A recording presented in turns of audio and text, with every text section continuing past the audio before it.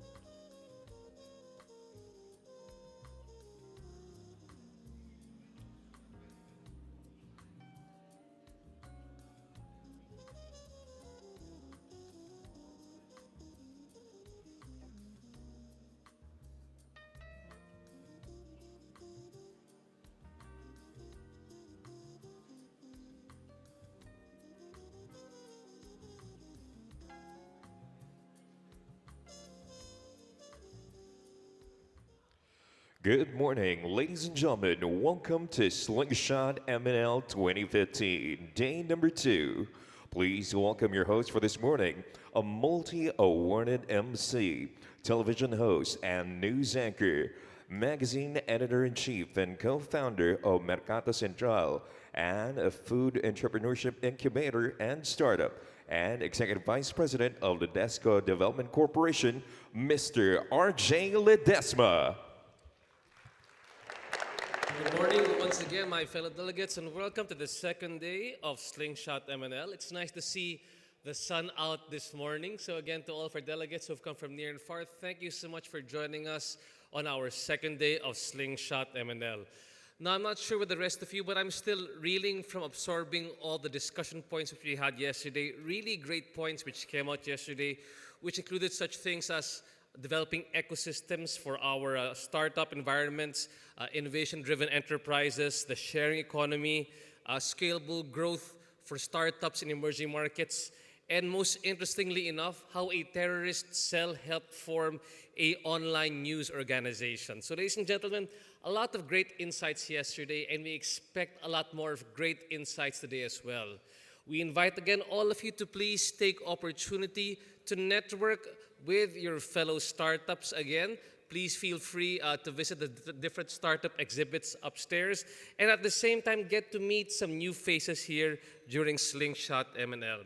We'd also like to remind all of our guests that as we continue with today's morning and afternoon session, to please follow again our hashtag online. Can you please show our hashtag here on the screen? So if you've got any comments, suggestions, great photos, if you'd like to take selfies, please feel free to upload them on Instagram, Twitter, and Facebook using the hashtags which you see on the screen, Slingshot MNL and APEC 2015.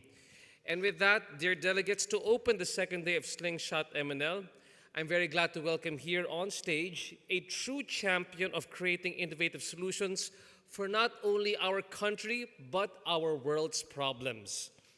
He is a beacon of light in our scientific community and, of course, a committed scholar, always looking for that great new idea that will help bring about the brighter future that we all want to see for this country. Ladies and gentlemen, it is my pleasure and my privilege to welcome from the Department of Science and Technology, the Honorable Secretary, Mario G. Montejo.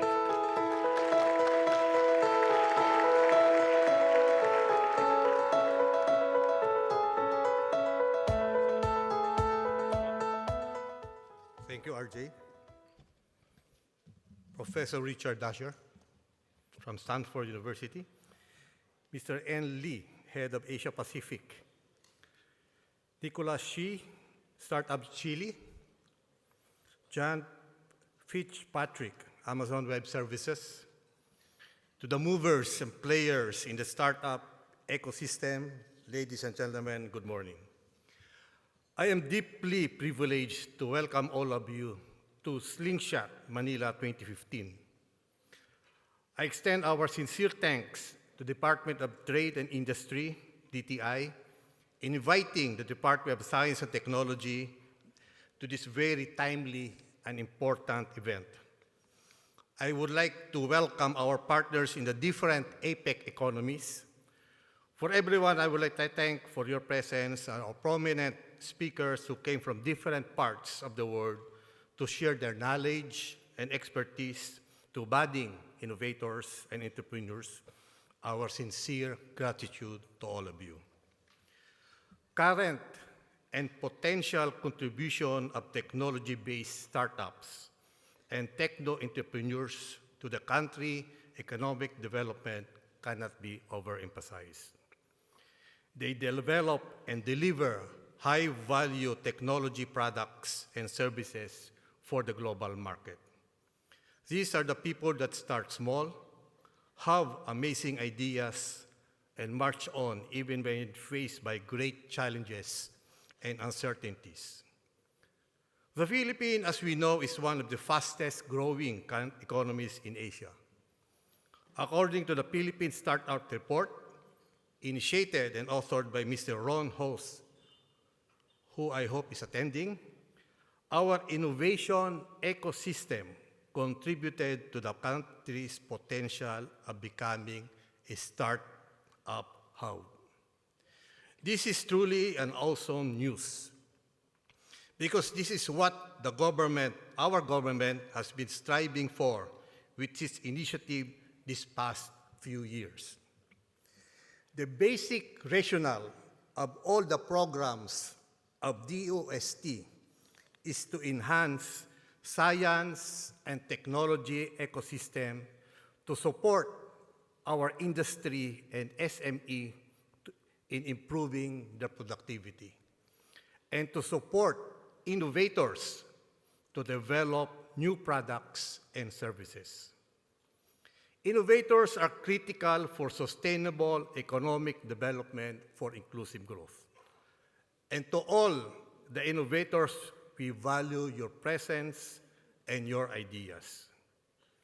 Today, I would like to show you why it's not only more fun in the Philippines, but why this could be also the best time to invest your efforts, talent, and money for starting tech businesses in the country.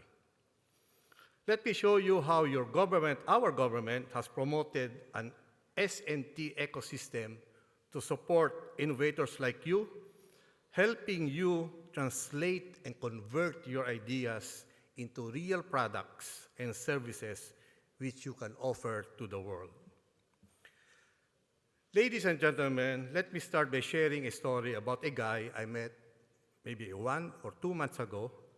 His name is Dr. William Hardy.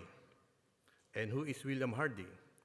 He is a US citizen, accomplished in the field of power test equipment and devices, who even sat as the chair of several US standard committees. He is a certified and a serious innovator. But a few years ago, some of his American friends had started calling him by another name. They call him crazy.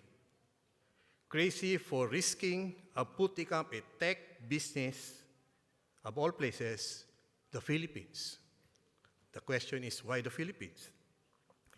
He has started several successful startups in the US, but 2 years ago, he chose to invest in a startup there in Cebu, because according to him, he was impressed by the Filipino engineers, by the quality of their work, whom he has met in his line of business, and was eventually convinced to put up shop where the talent are.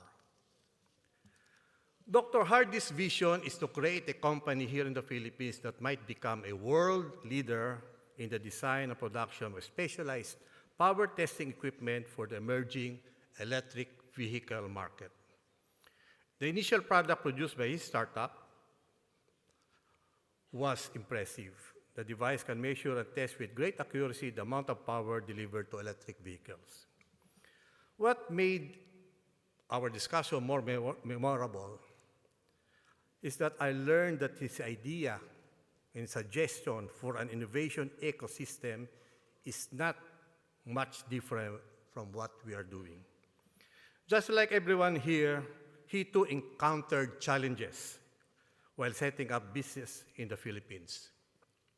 You can feel the heartaches as he spoke on how he started.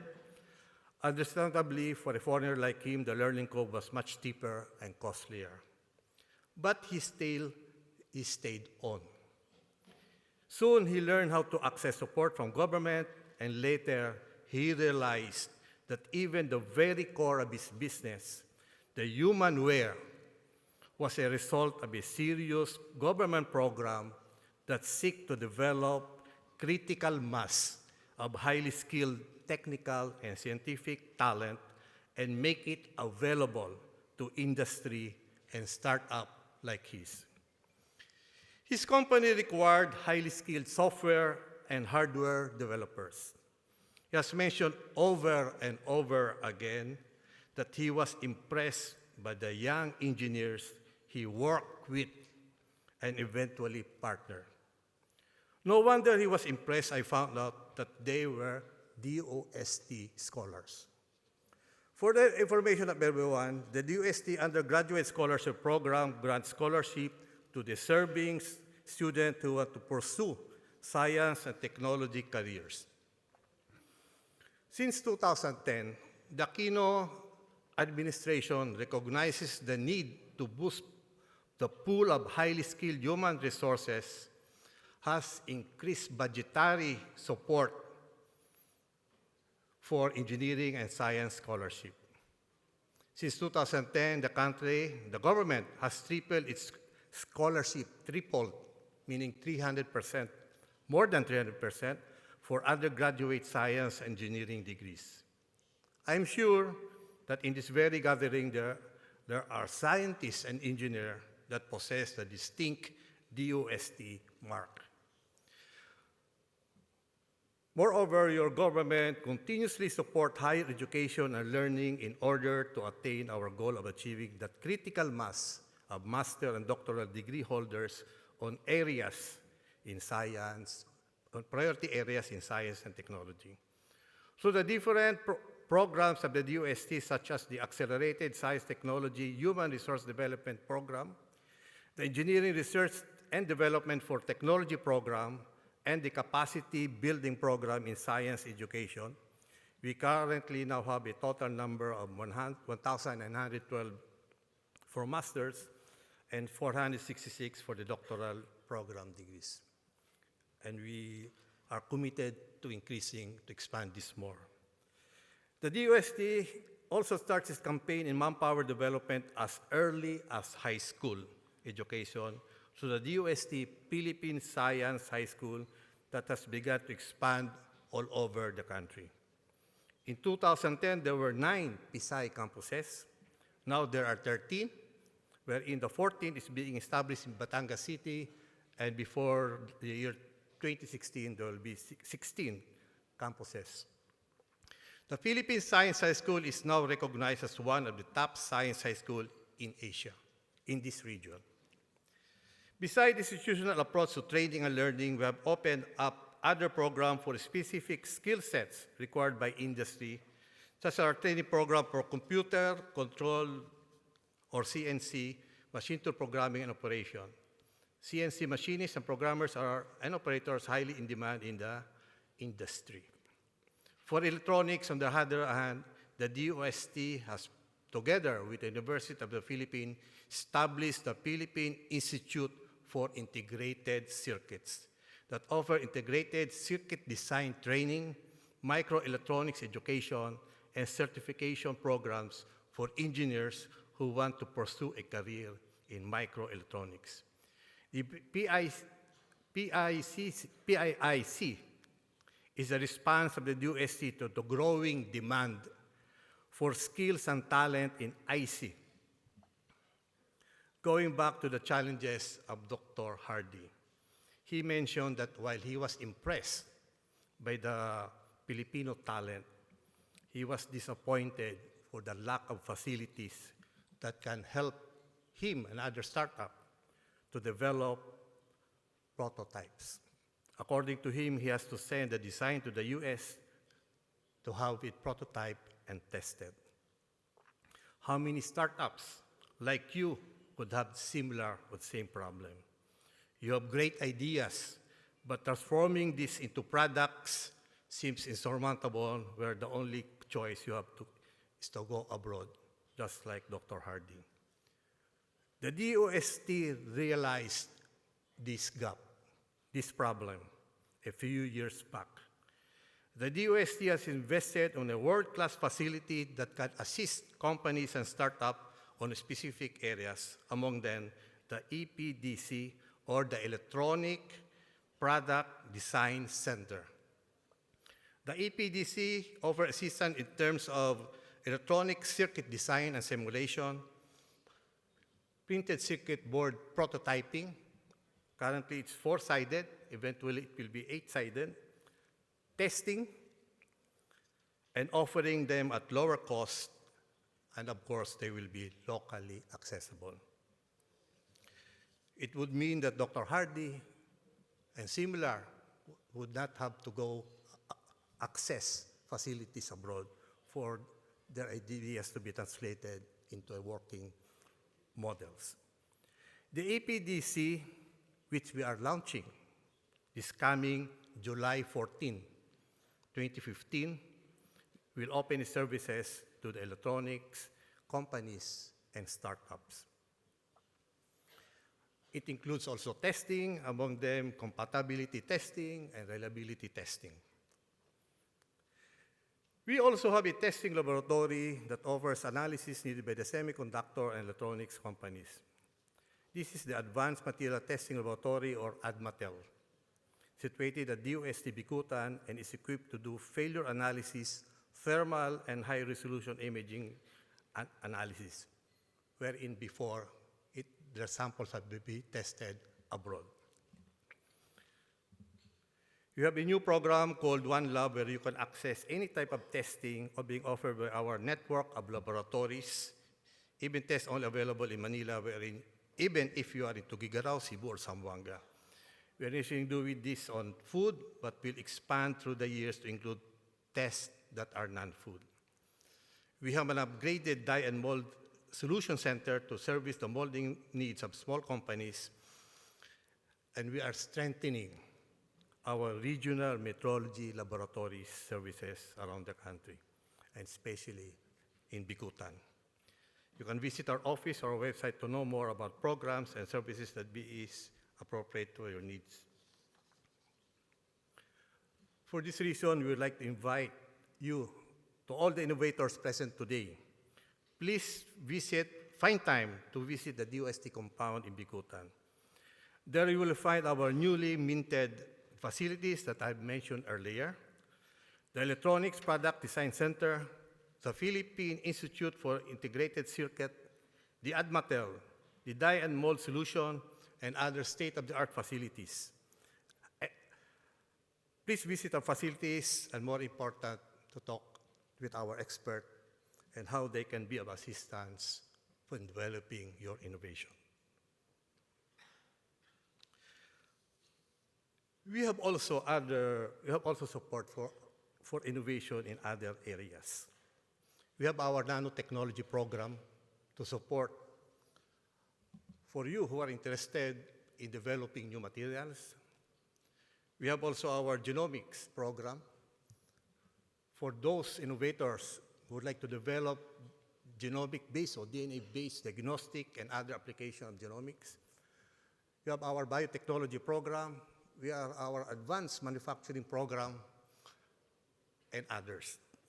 Again, to know more about how DOST can support innovators like you, I will take this opportunity to invite to join our celebration of the National Science Technology Week at the SMX Convention Center.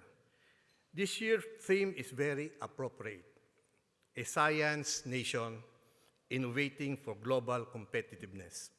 This will happen on July 24 to 28. Please check our website, www.dost.ph, and also www.philippines.science.ph for your guidance. Let me go back to the story of Dr. Hardy. He actually approached us with a sincere purpose of helping startup, helping ecosystem, improving our ecosystem to help startup in the country. For him, an equally important component in the innovation ecosystem is establishment of technology business incubators. Business incubation is one of the strategies of the DOST in promoting innovation and entrepreneurship. It involves providing technology-based businesses mentorship, space, and technical assistance which startup companies need. We now have 5 technology business incubators strategically located in several parts of the country, catering to the different sectors and areas of science and technology. We are poised to establish 4 more TBIs in the coming years in response to the demand of more regions for nurturing their startups. A proud addition to our incubator facility will be the establishment of 2 innovation hubs in partnership with the Idea Space Foundation and the University of the Philippines. This partnership with Idea Space makes the hub to go full circle, signaling the dawn of government, academe, and private sectors tie-ups in exploring new ways to advance science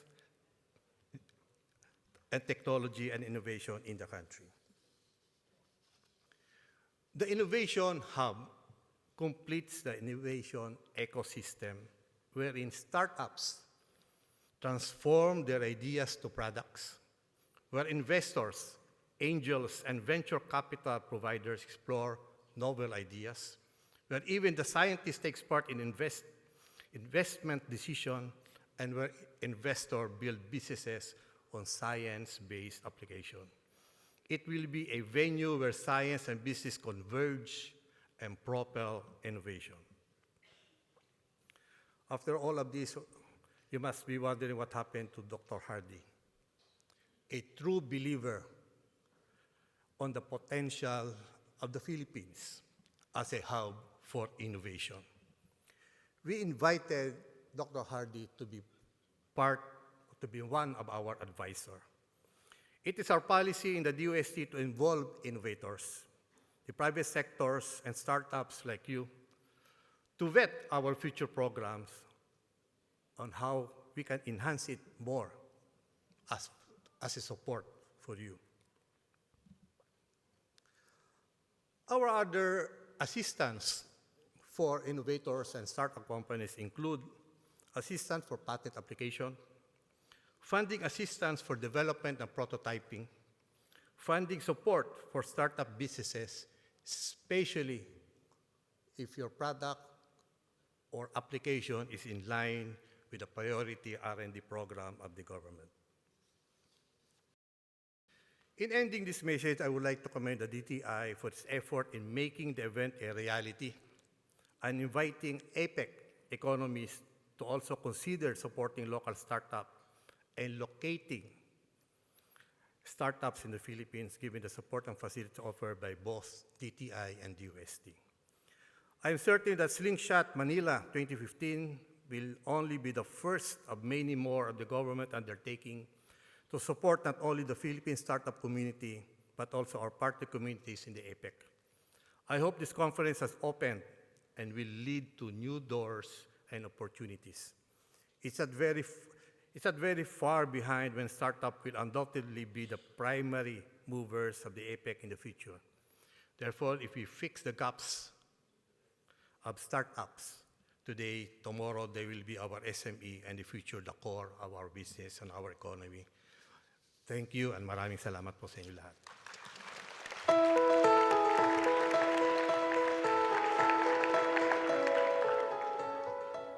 Secretary Montero, thank you very much. And hopefully, with developing our local talent pool, with the facilities upgrade, with the innovations in public-private partnerships, we hope to create an environment truly conducive for startups here in the Philippines. And we hope that many of our friends from abroad will be just as crazy as William Hardy in putting up their businesses here in the Philippines. Again, another round of applause, please, for the good Secretary Montejo of the Department of Science and Technology.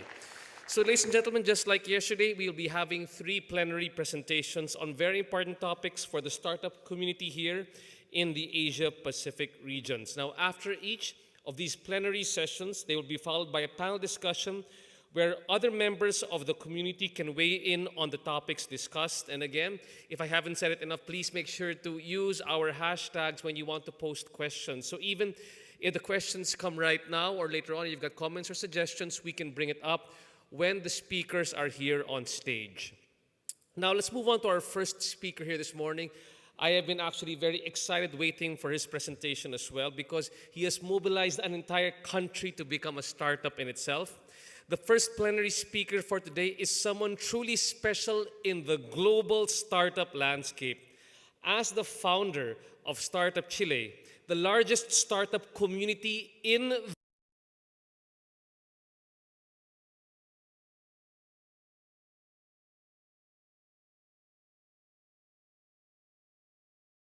he was also indispensable in helping create a system that would offer true, meaningful institutional support for startups in Chile, which is something that we wish to be replicated here in the Philippines, Secretary Montejo, and of course in other countries around Asia Pacific.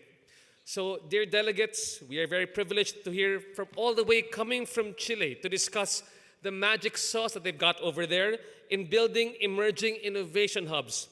Ladies and gentlemen, please welcome the founder of Startup Chile, Mr. Nicolas Shea.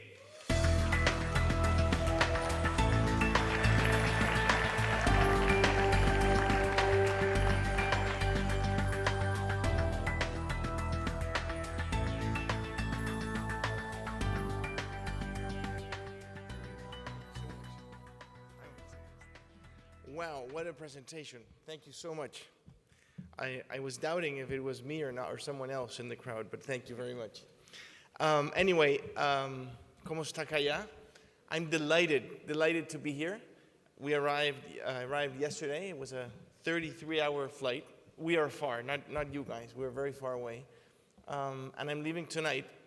But still, I'm delighted, and I came here to tell you a very simple story.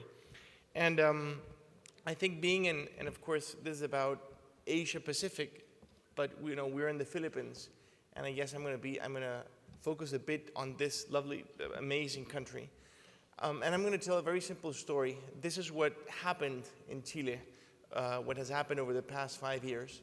And we've been advocating for other countries to follow, or at least, take good insights. So I'll show you some very simple insights of something Minister Montero and Undersecretary Guevara that I'm sure could be replicated and improved in the Philippines. This is how everything started, actually.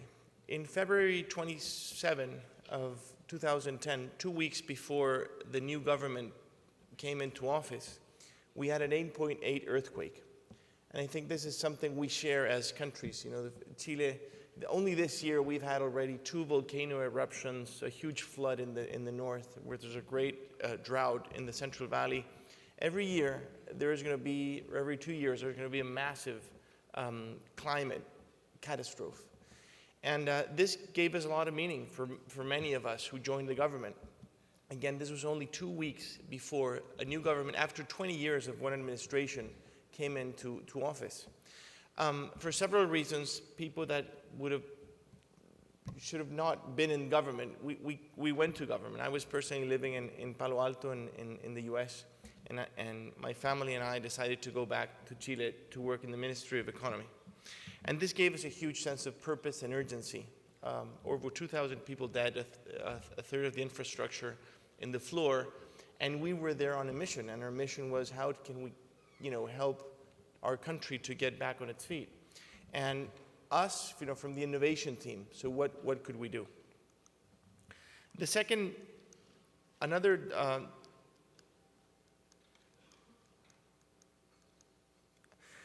data point is that I'd been the previous years living in Stanford, in Stanford in California, and I was shocked by my international classmates, brilliant people from all around the world.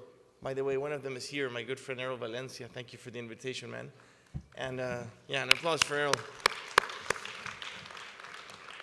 But many of my friends, would have loved to stay in the US to start their companies, and they couldn't. For political reasons, understandable some, but overall it's suicidal. The US and other developed countries are just making such a big mistake with their immigration policies. The US spends billions of dollars literally per year subsidizing these amazing universities. They bring in the best students from all around the world, and after they graduate, they kick them out of the country. How smart can that be? Suddenly this country, this nation of immigrants forgot that it was a nation of immigrants. And it's insane. Actually, so many of my international friends in Stanford would have loved to stay in the US to start a company, but it was very hard for them. It was nearly impossible, so they would go back. Of course, that's a big externality for other countries that receive this talent after they've been trained in the US. And as a student, I would always think, and this was before joining the government, how much would a country like Chile pay? What a country like Chile should do to attract this talent. A year later, 2 years later, I was invited to join the government as an innovation advisor for the Ministry of Economy. We had this terrible earthquake. We pretty much, there was no one knew, there was a plan to take office, but I mean, once we came to office, but with the earthquake, everything just changed. And, we said, why don't we try this? Let's invite entrepreneurs from all around the world to come to Chile. My boss, of course, the minister was extremely skeptical. He said, who will come to Chile? Actually, the president of the Chilean angel community, one of the most respected investors in Chile, came once to me and said, Nicholas, so when he met me, he said, so you're the idiot behind Startup Chile. If you're lucky, you may bring street sweepers from New York City. Well, let me tell you something. Amit Aroni, and by the way, I love New York street sweepers, and I would love them to come to Chile as well. But these two guys in the picture, Amit Aroni on the left and Nicolas Mounier in the right, these are both magna cum laude engineers. Amit he was in the intelligence unit in the Israeli army, engineer from Haifa University, MBA from Stanford University. Nicolas Mounier, he's an engineer from Polytechnique of Paris. He's also a graduate from the engineering school. And both of them were struggling with visas. They couldn't stay in the US. After, they've demonstrated that they were the most smart, capable individuals you could find. So we came to them and we said, why don't we, actually, we were good friends from Stanford, and I told him, Amit, would you come to Chile? And he said, no, why would I go to Chile? I'm already in Stanford, I'm in Silicon Valley. So then the question was, what can we offer you to come to Chile? And we asked that question to Amit and other 25 graduate students on the Stanford campus, both in the business school and the engineering school. And to our surprise, many of them were really excited about the idea. And it wasn't really that much that would, get them to come to Chile for a while. So with that idea in mind, we said, we came up with this vision 5 years ago. 5 years ago, a lot of things have happened in Chile in the last 5 years. Startup Chile is just one of them. But claiming that Chile would become the innovation hub of Latin America was extremely presumptuous at the time. My Brazilian, Argentinian, even Mexican friends would actually get mad at me. It's like, who the hell do you Chileans think you are? Small country, far away, not great things coming out of Chile. I mean, we got good things, but we have never been regarded as an innovation player before. But we declared that we would transform Chile into the innovation and entrepreneurship hub of Latin America. And we actually draw a map. And this picture that you see here, this has arrows coming into Chile from the main hubs around the world. So arrows coming in from Silicon Valley, from New York, from Israel, from etc. And arrows coming out from Chile to other capitals in Latin America. We send this slide to every member of the innovation team, at least like 50 people. And we told them that in every presentation they gave, regardless the subject, they should start repeating that Chile would become the innovation entrepreneurship hub in the world. This slide has been repeated over the past 5 years at least 50,000 times. And people started repeating this, and people started, later would start believing it. And by the way, if it's equivalent, even if the Philippines. So I was telling Undersecretary last night, you should start repeating it. If Chile declared that we were going to be the innovation hub, it's perfectly feasible for the Philippines to aspire to the same thing. So going back to our conversations with Stanford students on the university campus, we came down to this bucket list or laundry list. And so we said, okay, so people say that there are between 100 and 200,000 foreign entrepreneurs in Silicon Valley with visa issues, or in California with visa issues, that are waiting for their opportunity. So we decided to pitch this talent and invite them to Chile. So we met after having these 25 interviews, we came down that an ideal package that would bring Amit and Nicolas to Chile was $40,000, which was basically enough money to live and enough working capital for 6 months in Chile. A 1-year working visa, 6 months, so 3 months was too short, a year was too long, so we came down to 6 months. A 1-year easy to renew visa, access to local talent, Actually, we said if you don't find local talent, we will issue visas for any team member you want to bring from anywhere in the world.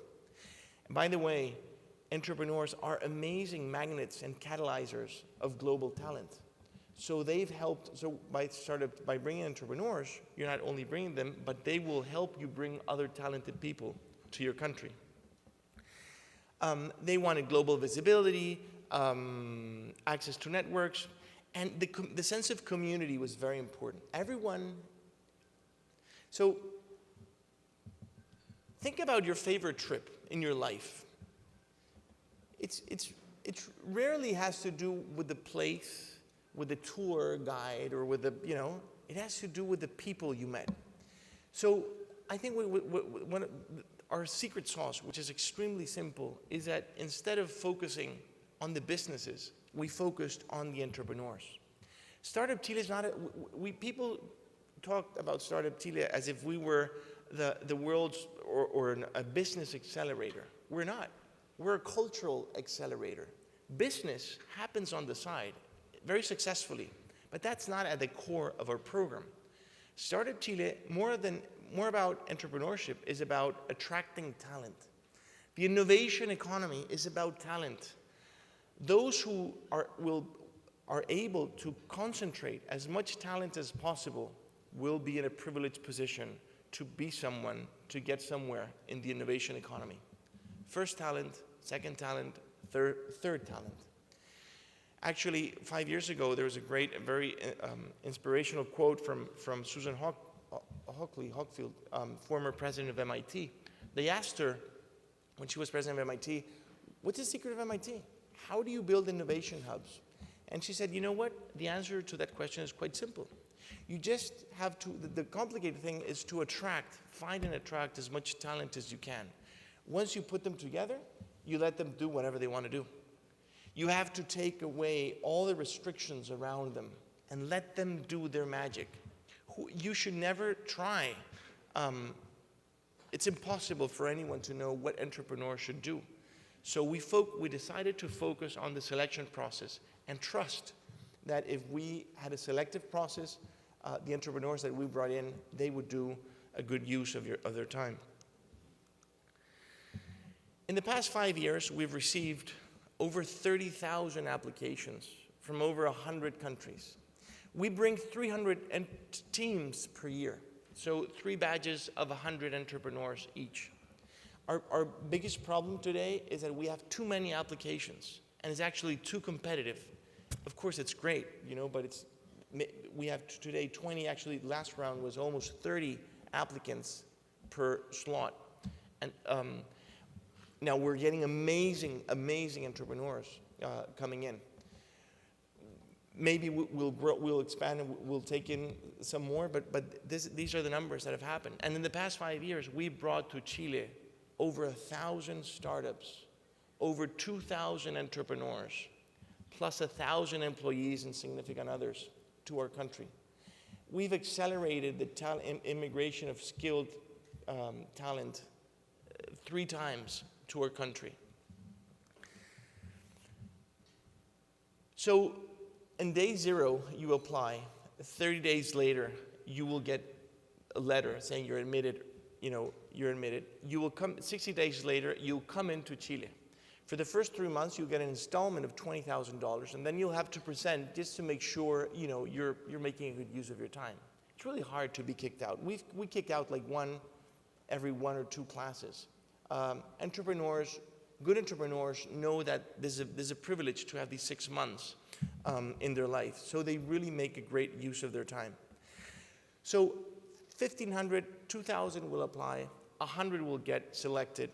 And after 4 months, the top 10 to 15 will do a demo day, and they will present their projects. We're doing demo days every quarter in Santiago, in New York, and in San Francisco. So we're showing the world what's going on in Startup Chile. And guess what's happening? Investors from all around the world are coming to see the result of this program. Not because we're such a cool thing and we're so smart, we're so good at selecting startups. We're not. Actually, we outsourced the selection process to a company in the US. But it's such a big funnel that something should, it's statistics, large numbers. Something should come out of such a selective process. And actually, many things are. So after 6 months, you're free to go. And there are no rules, by the way. You can do whatever you want. Literally, the Chilean government, Chile trusts that you will make a good use of your time and Chilean taxpayers' money. And after 6 months, you're free to go. The only restriction is to be most of the time physically in Chile. Because more than the startup itself, more than the financial results, more than ROIs, we want these entrepreneurs to contage, to meet, to interact with Chileans. We're not looking for, and actually the $40,000, it's free money. We don't get equity, it's no debt. What we're looking for in exchange is to build social equity. And actually we demand to entrepreneurs to participate. And this is what we call the return value agenda. We'll talk a little bit about that in a minute. And the beauty of this, even we don't put any restriction whatsoever, 20% of foreign entrepreneurs that are coming to Chile are staying on average more than 2 years. We still have time to go. Some stay, some leave. Other Chileans leave the country, which is fine. We're really okay with that. Actually, building a global network is something fundamental. You guys have 10 million Filipinos, and there are many Asians living abroad. There are very few Chileans, and and having talent dispersed throughout the world is a huge advantage in the global economy. So in 5 years, the government has invested $50 million, so it's like $10 million a year, which is close to 1% of the innovation budget of the country. Chile has a $1 billion innovation budget, so nearly 1% of that is spent. And by the way, all of that money is spent in Chile. And actually, on average, a startup, the team, over 6 months, on average, they will stay like 9 months, and on average, they will spend like $60,000. So it's actually free money. It's a free program. It's immediate payback money. All the money stays in Chile, and more money comes into Chile. If some of the main economic outputs we have, $50 million is invested from the government, and actually this is a bit outdated, but like $140 million comes in through private investment through startups that graduate from this program. 28% of the startups that graduate are getting private funding afterwards. Already 11 companies have been acquired, 1,600 jobs created. These are Chileans that work for these startups. Part of those $40,000 that the government gives them comes back through jobs for Chileans. Think about it. This is a bargain. It's a bargain, Minister. You should start this. On the social side, remember I told you this return value agenda concept? So we ask entrepreneurs to organize, and we give them points or organize events. So if you mentor an entrepreneur, you'll get points. If you teach a class, you'll get points. If you do an event, you'll get points. I wanted to, in my days in leading the program, actually, I suggested one day that we should grant points for babies being born throughout the program. That didn't pass. But 17 babies have been born over the past 5 years. Think about that. 17 babies, cross-cultural citizens, beautiful. So over 1,000 regional activities and over 200,000 Chileans attending these conferences, meeting global entrepreneurs. If you teach Chileans or Filipinos that the model of entrepreneurship is, Uber and Airbnb and Apple and Microsoft, and, guess what? They're going to see entrepreneurship at a distance, and that could inhibit, actually, entrepreneurship. When you bring entrepreneurs to the country, Chileans look at them, they meet them, and they said, that's it? That's all? This is a Silicon Valley entrepreneur? We're the same. I couldn't do that too. Actually, over the past years, we've seen an increase of applications from Chilean entrepreneurs. Today, 40% of applicants are Chileans. Only 20% of selected entrepreneurs are Chileans. Branding and marketing. It's been a huge outcome for the program. We've had over 3,000 publications in specialized media, international media. As we say, it's easy, to talk about yourself and your country, but for a Chilean to talk about Chile, that's not worth a lot. But to have others talk about your country, that's really valuable. So TechCrunch, Monde, CNN, Bloomberg, I can read from Exam in Brazil, PBS, they did a 15-minute public television work on Startup Chile last year. It's just amazing. And this, more than Startup Chile, is because in a time when developed world of economic, social uncertainty, nationalism comes up, borders get closed, policies become more strict. And having one country telling the world, hey guys, if they don't take you, come here, we'll love to have you, that is extremely appealing for entrepreneurs from all around the world. And that's what we've done. Could we put the video? Kick one top. Yes.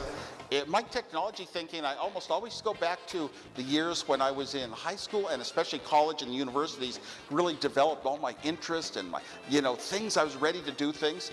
And this Startup Chile program sounds like the absolute perfect place that I would have loved to go, where they give you just a little help in terms of resources and a friendly environment and welcoming entrepreneurs. I see a lot of the programs around the world that are just done in sort of awkward, more traditional business ways, and I think this would be very exciting to the young people. And you know what? The huge entrepreneur successes almost always come out of young people, college age, a little beyond.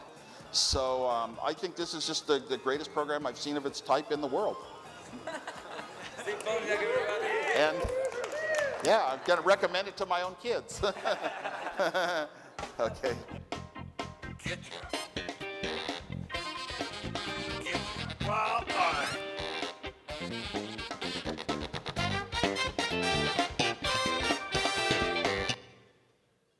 Think about that. Actually, Woz's kid was rejected last year, but no, just kidding. We have 100 of those. Richard Branson, people from Intel, I forgot their names. Anyway, so I took 6 lessons learned. And really, I mean, if we did it, anyone can do it. We're so far away. I love Chile, by the way. It's a beautiful country. Hopefully you should all come and visit us. But, we're not, our region is not as strategic as this is. You have 100 million people. Asia is a huge market. I mean, the future is shifting, of course, and everyone knows that. But if we did it, anyone can do this. So first lesson, focus on the entrepreneur. Forget about the business. We're not a venture capital fund. We're just government officials. And we're not supposed to know what entrepreneurs should do. If we did, we would not be in government. So don't try to guess what you should do. Just bring entrepreneurs, as many as you can, and let them figure that out. First the entrepreneur, then community, and then the business. And let the business to them. If you did a good selection process, if you brought good entrepreneurs, they will figure it out. So our evaluation criteria, we weigh half of the criteria is on the entrepreneur itself, on the networks, on his resume, how globally connected he or she is to the world. And the other half, of course, has to do with the product and the market. Start with a good prototype. We really took our time to find a great first startup. And Amit and Nicola were just, I mean, you can't get better entrepreneurs than these. Good people attract good people. Great people attract even greater people. This whole idea about social equity, this return value agenda, as I mentioned before, has been huge. All the activities, parties, mentorships, partnerships that are happening without even us knowing. It's just hundreds, maybe thousands every week, not only in Chile, but now also abroad. Measure that. Keep track of all these activities, because that's a huge payback for the country. Fifth, connect to the local environment. Startup Chile, I would say, has become pretty much like the heart of the local entrepreneurial ecosystem. It's really cool. There's such a great diversity. There's a huge renovation. Every 3 months, you're getting, 200, 300 new entrepreneurs coming from around the planet. Everyone wants to talk to them. Everyone wants to, buy their products, partner with them, invest in their companies, have them teach classes in their universities. And we've managed to orchestrate the relationship with Startup Chile and the other entrepreneurship institutions in the country. Actually, these 10 are the main institutions on entrepreneurship in Chile. Half of them didn't exist 5 years ago. People in space, this is obvious, but create a great advisory board. I would suggest that you have Professor Dasher, sit on the board and get we have actually our advisory board, we meet in Stanford every quarter. 3 times a year we meet in the Stanford Graduate School of Business. Chuck Holloway chairs the board. And it's, for applicants, the first thing they will see is who's behind this thing. And when the first connection is to, Stanford or pick another innovation hub in the world, that's a huge endorsement for the program. A team, it's not a typical government team. I have huge respect for government officials, but these are not the typical type. Try to, build a team that looks like a private startup or a private, incubator accelerator. But remember, these are all government employees. We have a great space. I think Idea Space is, you guys are building something or renovating something in Intramuros. My God, having your startup Philippines in Intramuros, that could be a really cool spot. Space is important. And actually, this space was provided by Telefónica, which is an important telecom company, and they've invested over $2 million just in the facility and providing a free space for Startup Chile entrepreneurs. But finally, the final remarks, as we were saying, more than financial return, which of course is important, more than break-even cash, which of course is important. We're part of the Ministry of Economy, and we need to be very careful about how we spend taxpayers' money. But the cultural impact, that's what will be the most valuable return of this program. Komal Dadlani, she's a biochemist. She actually heard the word entrepreneurship in 2010. She lived it, and that's when she applied to Startup Chile. They had this idea in school. Startup Chile came up. She decided to plan. She was mentored by a couple of entrepreneurs who helped her to get in the program. And 2 years later, she won among other, I think like 50,000 participants. She came out #1 in the Intel Challenge of 2014. I don't have time here, but if you talk to Komal, she will tell you nothing of that would have been possible without the program. Examples like Komal, maybe she's the best story, but there are hundreds of entrepreneurs that had no idea this term existed before. And being part of this community teaches them and what this is all about. And regarding a global network, you guys have 10 million Filipinos living abroad. Chileans outside Chile, 25. Okay, 32. I mean, we're a very small country, and very few Chileans living abroad. Now, we have 2,000 more highly talented people who we actually regard as Chileans. They've lived almost a year in Chile. They have friends in Chile. They have one of the best experiences of their life, and we treat them as ambassadors. Always keep track of your alumni network and leverage that network. Unfortunately, no Filipinos in the map. We should work on that, Errol, to bring some of you guys down to Chile. We can talk later. Come and visit, and we'll bring some Chilenos to the Philippines as well, and to the rest of Asia.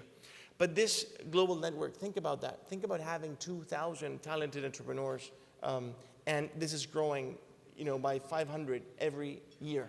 For a country like Chile, that is huge. Thank you very much.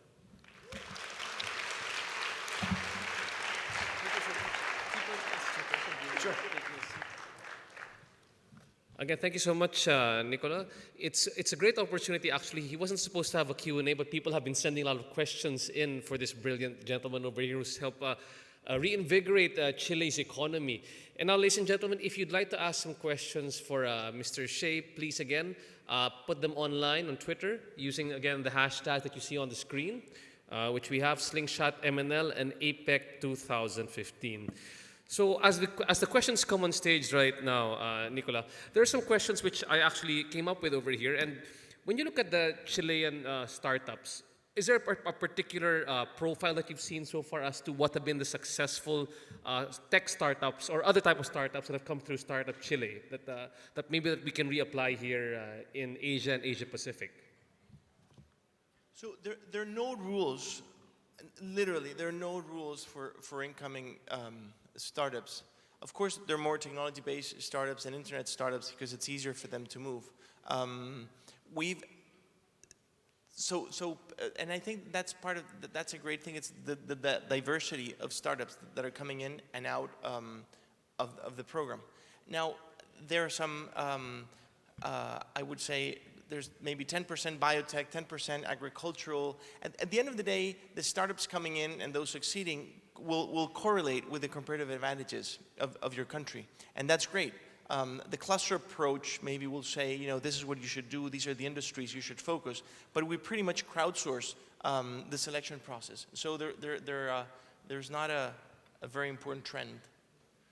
And there's been something very interesting from your discussion, which is coming out, which is that you're not considering Chile purely as a business incubator, but really as a cultural accelerator with business on the side, which is something that you can't really quantify, but it's something that's fantastic, I think, because here in the Philippines, we've been actively trying to promote our tourism campaign. It's more fun in the Philippines because of all our natural resources and the environment. Can you share with us a bit more about how maybe some anecdotes or stories about how the culture in Chile has really brought in more people to the country, or how you've been able to leverage that to bring in some really great entrepreneurs? 2 months ago, I was talking to a good friend who was actually, we're joking, but he was quite mad at me. He said, because of you guys, now it's so hard to hire people. Everyone wants to start their own company. Entrepreneurship is now a minimum mandatory course. I would say at least 50% of engineering, business, and design schools throughout the country. Thousands of Chileans applying. Of course, not all of them will become entrepreneurs, but it's been such a great, as Schumpeter said, the entrepreneur is the basics of capitalism because it allows to renovate the economy. Chile is a developing economy. There's a strong concentration of wealth. Which is part of the evolution. So it's great to increase and bringing more entrepreneurs that will, challenge the status quo, bring in new applications, new business models. Now we'd like to open the floor to some questions. If there are questions, you can feel free to. Yes, sir. Go ahead. Is that on? Oh, there we go. Hi, Joseph Ziegler. I'm with Muru D. Essentially, I run basically a corporate innovation program. And we get asked a lot, what are the elements? What does it take to successfully run a large corporate innovation program? For a big company, it's established as an enterprise. You're trying to create these new companies. You're essentially running a country innovation program. What are some of the key elements you think that have to be in place to be successful at creating a program like that? By far the essential thing is to trust this will work. Because it's completely counterintuitive. A friend of mine says, at the end of the day, politics is about distributing other people's money and people that will vote for you. If you're a great politician, you will make people change their mind and vote for you. Startup Chile is about concentrating public money in people that can't vote for you, because there are no citizens. Not choosing, industry related to your country's comparative advantages, not putting rules, outsourcing the selection process. It's obvious, but it's sort of counterintuitive for a typical program, we don't spend $1 in infrastructure. The first thing a government will do is to build a city and build, amazing infrastructure. We put all our money in the entrepreneur. Not one, very few dollars are spent away from entrepreneurs, and the payback, you can see it. I would say the main difference with a company and a country is that a company sort of has a segment, a niche, an industry in particular. So pretty much you should maybe look startups or innovation within that industry. That's where you will look. A country, is completely open, so it makes more sense to have this like more Darwinian and random approach. Yeah. Thanks. Thank you very much. Can we just have one Twitter question first before we go back to our on the floor? So can you flash the Twitter question, please, on the screen?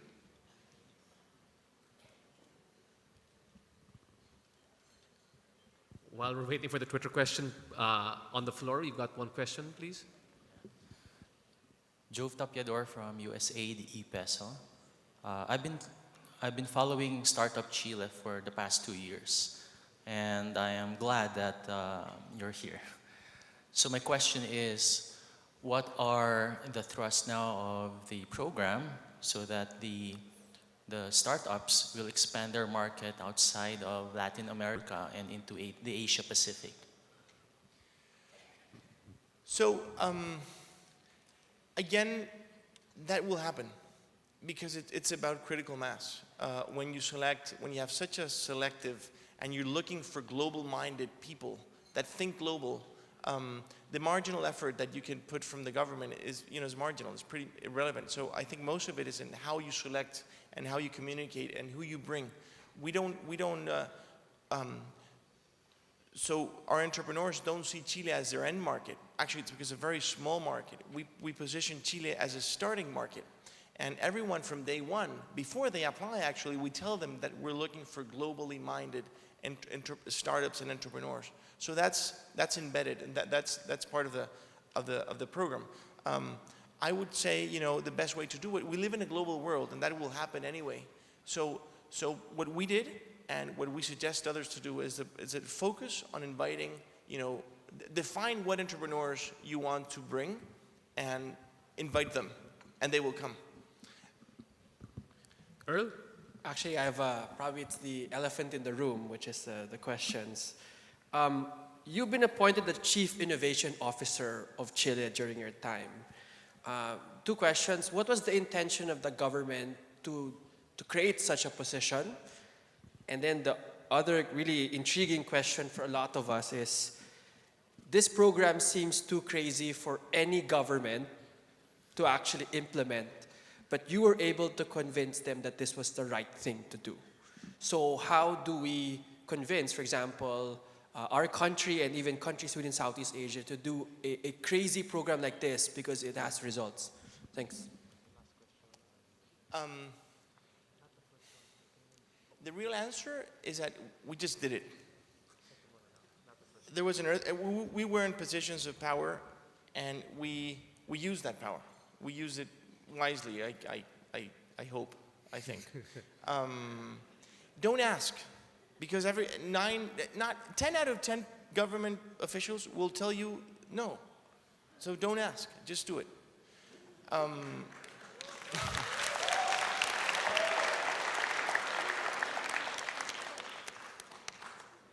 Please, read me right. I have huge respect for government officials. I was a government official myself, and I don't want to be sarcastic here, but really, this is not a typical thing you will do as a government official. But now you have the Startup Chile figures, so I would use that, to convince someone else. In terms of doing the team, it was after the earthquake, after it was, 20 years had gone by between the previous administration. So the Chief Innovation Officer, I don't know if that was actually my job, my name, but actually we just did it. We brought in like a business and entrepreneurial mentality to the team, and everyone worked together regardless. They were working in different departments. And I'm sorry, Earl. The second part of the question is how to convince. I'll help you with that. We'll talk with you. Tell me who we need to talk to, and we'll meet with them after this meeting. Earl, I guess he won't be flying home tonight. We missed these two guys. That's a bad sign. Where are they? The minister and the secretary. Don't worry, everything is being recorded, so we'll have to replay that back to him later on. I forgot last point. It sounds crazy, but it's so obvious. What's really crazy is to miss this opportunity. What's really crazy is to have 10 million Filipinos, many of them in extremely important strategic position. There are global Filipinos from the States who asked Maria Ressa a question. Are there any, just to address the point of Mr. Shea, are there any Filipinos from abroad who are here right now for the APEC Manila Summit? Can you raise your hands if there are any Filipinos who've come in from abroad? Anybody? Any OFWs here, overseas Filipino workers, people who've come home? Because maybe they can give a better perspective also as well as to what prevents them from coming home and what we can do to help out.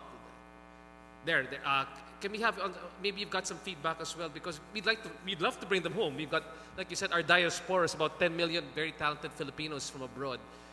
Maybe you can get some insight from them. Yeah, people are scared to go home because they're not sure they can have that same money they're getting from overseas. Like say the Middle East, you get tax-free salary, and they don't feel the government would support them if they try to run a business here or go back to be employed here. So that's what scares people to going back. So basically what we did is that we eliminated all the inhibitors of change. So again, the first reaction, Amit would have never gone to Chile just because. But when you tell them, I'll give you money. Okay, how much? Okay, how much time? Okay, okay. Are you coming now? And they came.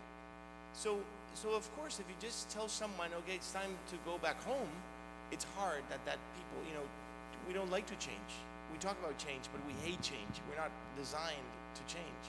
So make it easy. Make it a short program. I don't know if it's 3-6 months. I don't know if it's $30,000 or 10 or 80. I don't know if you want, you figure that out. But you need to, start by inviting people. When they ask us, how are you bringing all these entrepreneurs to Chile? And we say, you know what? We invite them. And they come. If you're not inviting anyone, I don't think they will come. Trust me, you don't have to be a chief innovation officer to figure that out.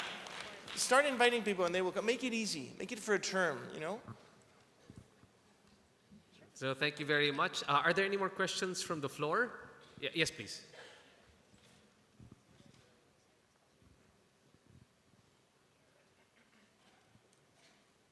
Hi, Mr. Nico. I'm Rosette Mariano. I'm from the Asian Development Bank. I have a very different perspective, more from the social side. Since you're ahead of the curve, I'm wondering how many women are able to participate in this kind of market.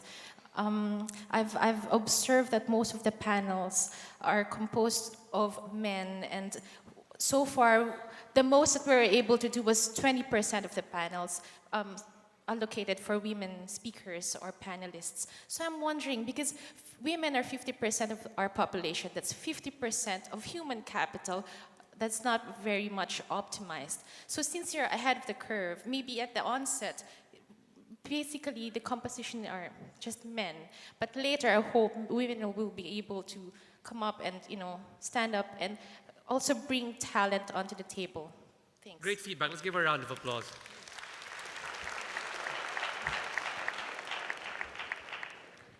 Someone was telling yesterday that the one century was, where was it? Europe. 19th century was Europe. 20th was the U.S. and the 21st is Asia. I would add women to the 21st century. I think men will soon be begging, to be on stage. I really, really mean it. Actually, I teach a class in the Catholic University in the leading engineering school. There were 800 students, 500 students. So it was 100 teams, and there were 20 finalists. Out of those 20, there were half were women, and there were 4 winners. 3 were female teams. So patience, but open it up. In Startup Chile, we only have 20%, 25%, I think, of women, of female coming into the program. We're working on that, but that's growing very quickly. So, just open it up, and Darwin will work. Hi. Hi, Nicholas. Good morning. My name is Jojo Flores, co-founder of Plug and Play Tech Center. I think we had a little partnership ways back when you were starting. Anyway, I actually just wanted to react. Maybe you don't know this yet, but there's one Filipina. Her name is Angela Cheng, who's now in Startup Chile with her startup. So there is actually a Filipino startup there now. Great. And she's Filipina. She's a lady. She's from Stanford too. So I think that's just good news for all of us here in this room. Wait, George, since you're here, maybe you can also give some feedback as to how to bring home more global Filipinos to participate in a startup Philippines. Well, it's not for everyone. The thing is, you really have to get a haircut when you come here. Like any other startup, you know, it's a risk, right? Like it's a risk for Startup Chile when they started. I remember having the same talks with government about 5 years ago, making that risk too, except that it was not just part of the agenda then. But things are changing, and I think Slingshot Manila is a testimony to that change. So it's all positive, and we think that it'll be a great future for our startup community here, and we'd love to collaborate with Chile and with the rest of the world. Thank you. We're so trapped in our own stereotypes, and we believe that our country, I mean, 99 out of 100 Chileans will tell you how hard and risk averse and how this hierarchy and concentration of everything, and you can't do things because you don't own the land and the money and the family and the name and whatever. And then suddenly all these, young 25-year-old kids that come over, don't even speak the language, start selling their products, hiring, they're out in the news, they learn the language. So bringing them and seeing them interact has been killing all these ridiculously stupid stereotypes we have of ourselves. We need someone to show us different to start believing. And that's really, I think, the greatest value of this program. See others at a huge disadvantage common success in your own field and beat you in that game. That's very inspiring and very challenging. Mr. Shea, the last question actually, we kind of combined all the Twitter questions and they're all the same. I know you've been here maybe for a day and a half or two. I'll come back whenever you guys... Fantastic. So Giorgio, make sure to host that when he comes back over here. But basically the idea is maybe there are a lot of similarities between the Philippines and Chile, both being former colonies and maybe even the economic structure and where power is concentrated and the hierarchy of families as you were talking about. But if you look at it, people have been asking the question, what does it take?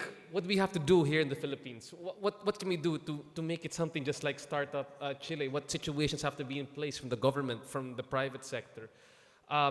It's a loaded question, but maybe just a couple of thoughts from you on how maybe we should take our first baby steps forward in creating that environment that you had in Chile. Again, invite entrepreneurs. Seriously, it's super simple. They will come. Of course, I mean, yes, you need money, but you're gonna get the money back. You don't even spend it; it's gonna be spent here. It's a positive, cash flow positive from day one, and things will happen. Seriously, if the people came to Chile, of course they will come to the Philippines. But believe it, I don't want to sound cheesy now, but you should, believe in yourselves, as we did. It's hard for Chileans to believe in Chileans. It's hard for anyone to believe in their countries or themselves. But once you start doing it, it's terrific and it works. And if you trust this and it will happen. It will be, and such a simple thing. Actually, Errol was saying such a crazy idea, but the craziness is not to try. The craziness is to allow all this talent that would be willing to come to your country to not come. That is, I think there's a window of opportunity of amazingly talented individuals that are willing to move. I think historically we're living in an amazing point of time when, you know, there's all this change and disruption and uncertainty, and people, you know, and we are benefiting from that. And I don't see any reason why a country like yours or any other country in the world or in Asia could benefit from it as well. Just do it. Just do it, as they said yesterday, you know. And there's one more question we'd like to ask. Mr. Manny Ayala, please go ahead. Hi, I'm Manny Ayala. I'm with Endeavor Philippines. And I'm glad to see that you're working with some of my colleagues in Chile. And I'm very impressed with what you've done in Chile. I'm glad you just effing did it. For those in the audience that don't know what Endeavor does, we're a nonprofit and we support high-impact entrepreneurs. And largely, we work in the space after startup. You know, we work on the scale-up part of the, I guess, of the evolution of companies. My question to you is, what do you think startups need? You know, once they've been successful in being birthed, what do they need to scale up? And what have you seen that's worked in Chile? And more importantly, are my Endeavor colleagues doing their job? I don't think I'm the most adequate to answer that question, but growth is so, you know, embedded in all the process that once you find a path and you get your product, and those three guys that they showed, I mean, the Uber guys or the Airbnb guys, they had no idea what they were doing. They were selling cereals. I mean, you're kidding me? You know, but once you get on track and once you get that feedback and you bring in that feedback and you get, you know, the pieces in place, you have no choice to go back. You have no choice, I think, to not grow. Everything is so exciting around you, and that's a great thing when startups, you know, advance and they start gaining visibility and they start. I think entrepreneurs are like, you know, magnets, and once you're tuned with the right, you know, there's a product market fit, you start sending signals to everyone to join you with money, with time, with talent, with, you know, with feedback, with whatever. And once you're on that wave, you have to keep on going. You know, the adrenaline will kick in and sort of force you to grow. I mean, I could say the obvious things and venture capital and this and that, but, you know, those things will happen. Actually, a last insight. When we were starting Startup Chile, we toured Silicon Valley. We went to talk to the main venture capital funds in Sand Hill Road, and Chile had subsidies for venture capital funds and infrastructure and all these types of typical government programs. And all of them said, don't waste your time subsidizing the supply of money. Focus your effort in the demand for money. Basically, focus your effort in the entrepreneurs. A good venture capitalist doesn't look for government subsidies. A good venture capitalist only cares about high-impact entrepreneurs. Show me 3 entrepreneurs in Chile, and we'll go to Chile. And regardless of your subsidies. So I think when you're in your stage like the Philippines, which is actually a stage that we could say Chile was closer to you guys, you know, 5 years ago. I don't know if this would apply to China or India or other economies, but for a company for a country like the Philippines, I think it could make sense to focus on a very early stage, bring this talent, and let it, you know, let it roam and see what happens. And with that, let's give a round of applause, please, to Nicola. Thank you so much for joining us, coming Thank all you. the way Thank from you very Startup much. Chile. And we're very happy as well. You brought over your daughter, our future venture capitalist as well here in the Philippines. Thank you so much for joining us here. Again, you have a chance to speak with Nicola during the break. But again, thank you so much for being here and for inspiring many of us to have our own version of Silicon Valley here in the Philippines. So again, if you got any feedback for Mr. Shea and of course what he shared right now, or feedback for our government officials as well, please make sure to put it online. Again, Slingshot MNL and APEC 2015. Now with that, we'll be moving on to our next plenary session. Now, Another interesting topic. We're talking a lot about government help, and now this time around we're talking about social enterprise, which I think is very important. Something that was introduced a bit earlier, a preview coming from Mr. Manny Ayala. Now, we'll talk now more about impact investing and social entrepreneurship. And this discussion will be led by someone who knows very well how investors and how businessmen can help true, measurable social and environmental benefits through investing in the right companies. Currently, he is the Asia Pacific head for LGT Venture Philanthropy, which is a global impact investor known for supporting organizations with outstanding social and environmental impact, and also continues to mentor a number of impact investment companies. We're all very excited to hear from him. Ladies and gentlemen, one of Singapore's top leaders under 40, as listed in Prestige magazine. Ladies and gentlemen, delegates, please welcome Mr. N. Lee.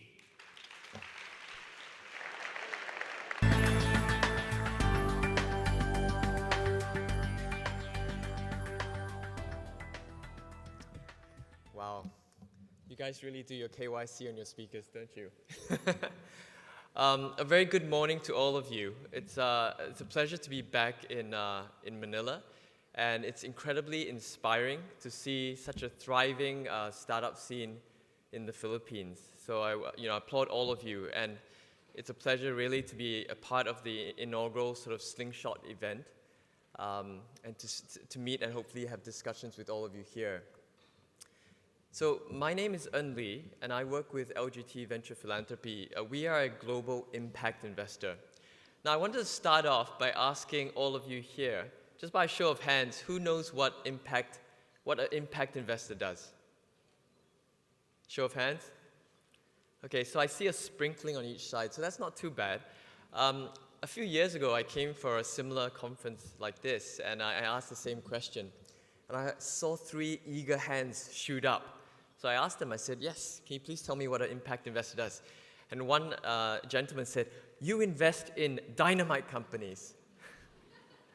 It's not that kind of impact.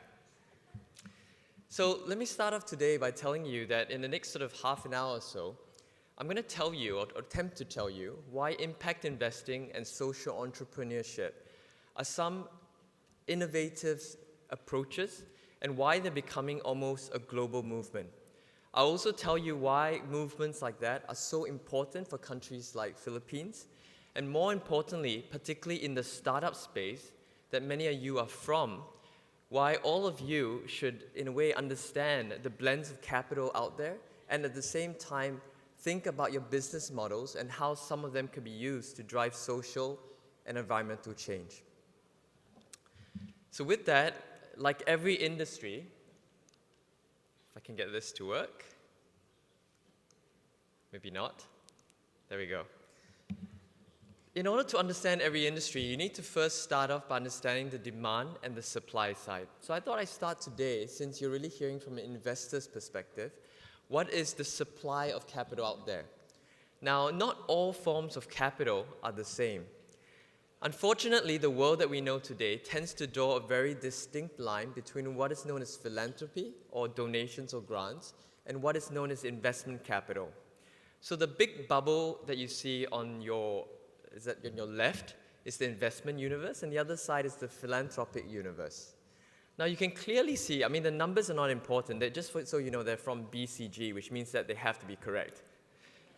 But essentially, the relative size of these pools of capital is what I want you to focus on, and not so much the numbers.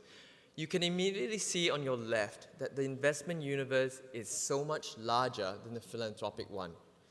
Now, quite often, my frustration is when I talk to people and they talk about issues like climate change, poverty alleviation, healthcare, water, sanitation. Everybody almost instinctively expects that little drop in the ocean called the philanthropic bucket to solve it. Now, I'm part of a group known as Impact Investors that believes that we are trying to get a larger pool of capital from the investment universe across.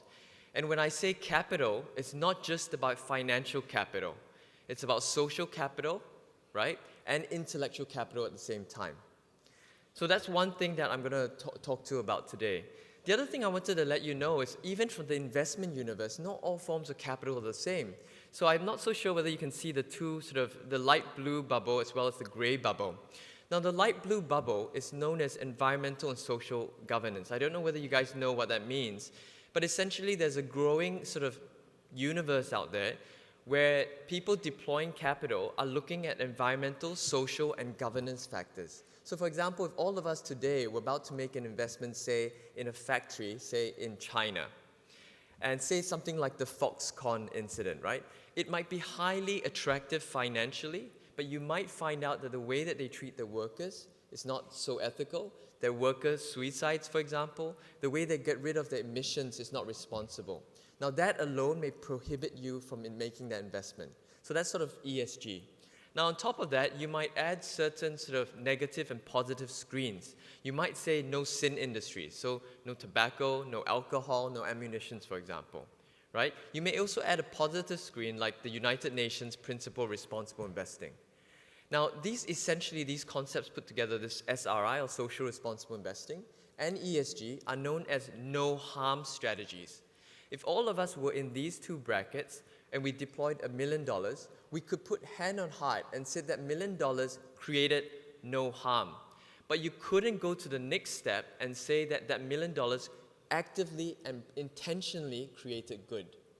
And that's where, ladies and gentlemen, impact investing comes in. Impact investing, although a smaller bubble there, estimated hopefully around the range of $1 trillion, it's all about proactive and intentional investment to create social change. Okay? Now, if I show you a definition of what that means, they're really comprised of 4 components, right? So investments intended to create positive social and/or environmental impact beyond financial return.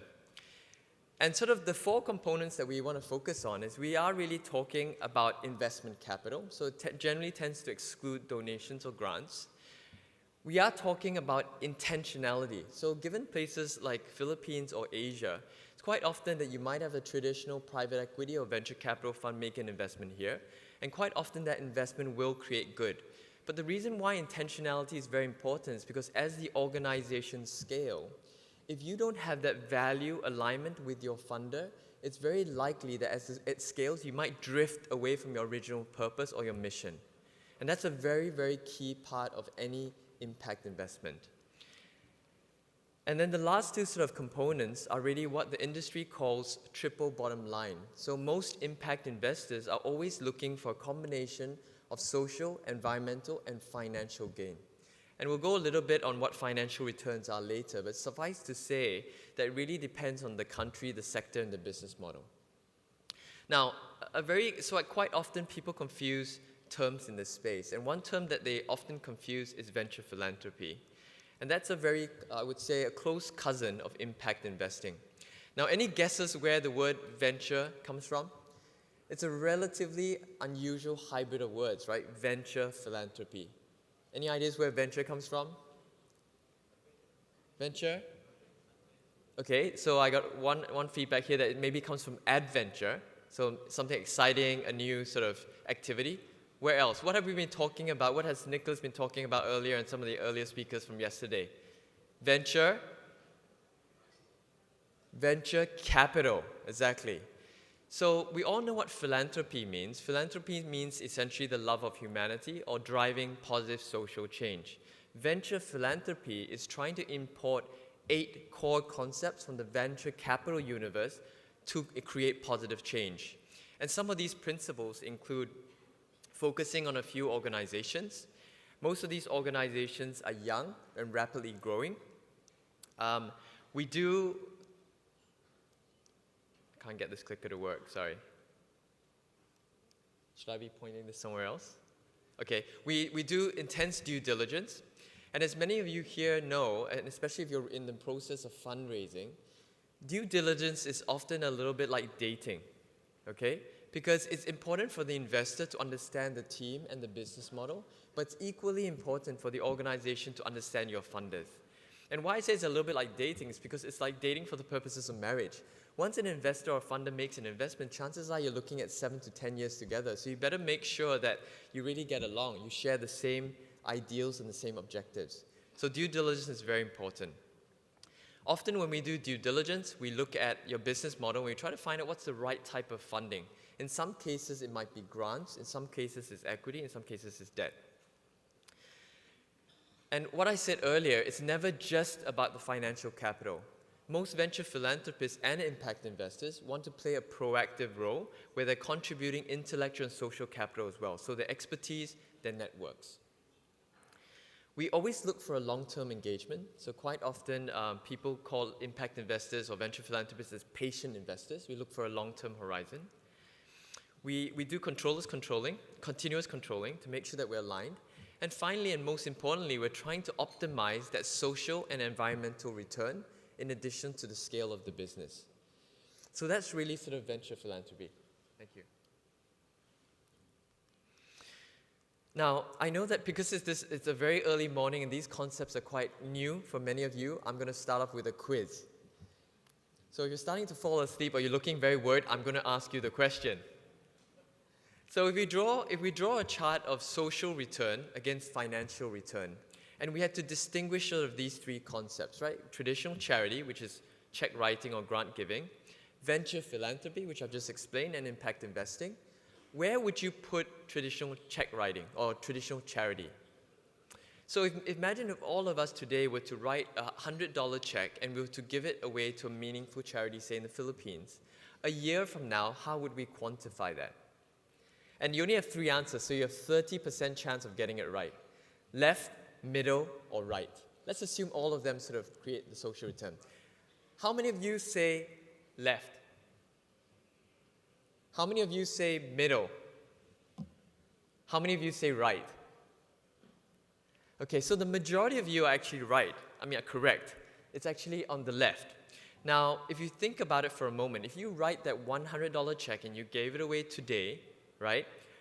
In a year from now, not only do you not get the $100 back, but you also don't get any interest on that. So that's quantified financially as actually minus 100% financial return. And there's nothing wrong with that. We all know that traditional grant giving or charity is fantastic. Many startups, many social enterprises wouldn't be here today if not for traditional grant giving. All I'm trying to tell you as entrepreneurs, you need to understand the different forms of funding out there. So if you're intending to get grant capital, quite often the expectation is from the funder is not to get any financial return back, but to get high social return. Okay? Now, if we move on to venture philanthropy, where should that sit? Middle or right? Now you have a 50% chance of getting it right. Who says middle? Who says right? Okay, you're pretty much evenly distributed. The answer is actually in the middle. And why is it in the middle? It's because in the 8 principles as I was going through earlier, it is slightly broader than impact investing because it includes grants, remember? So quite often venture philanthropies can start off in the negative financial return category, often get the organization to the stage that they're revenue positive, and then after that move to investment capital.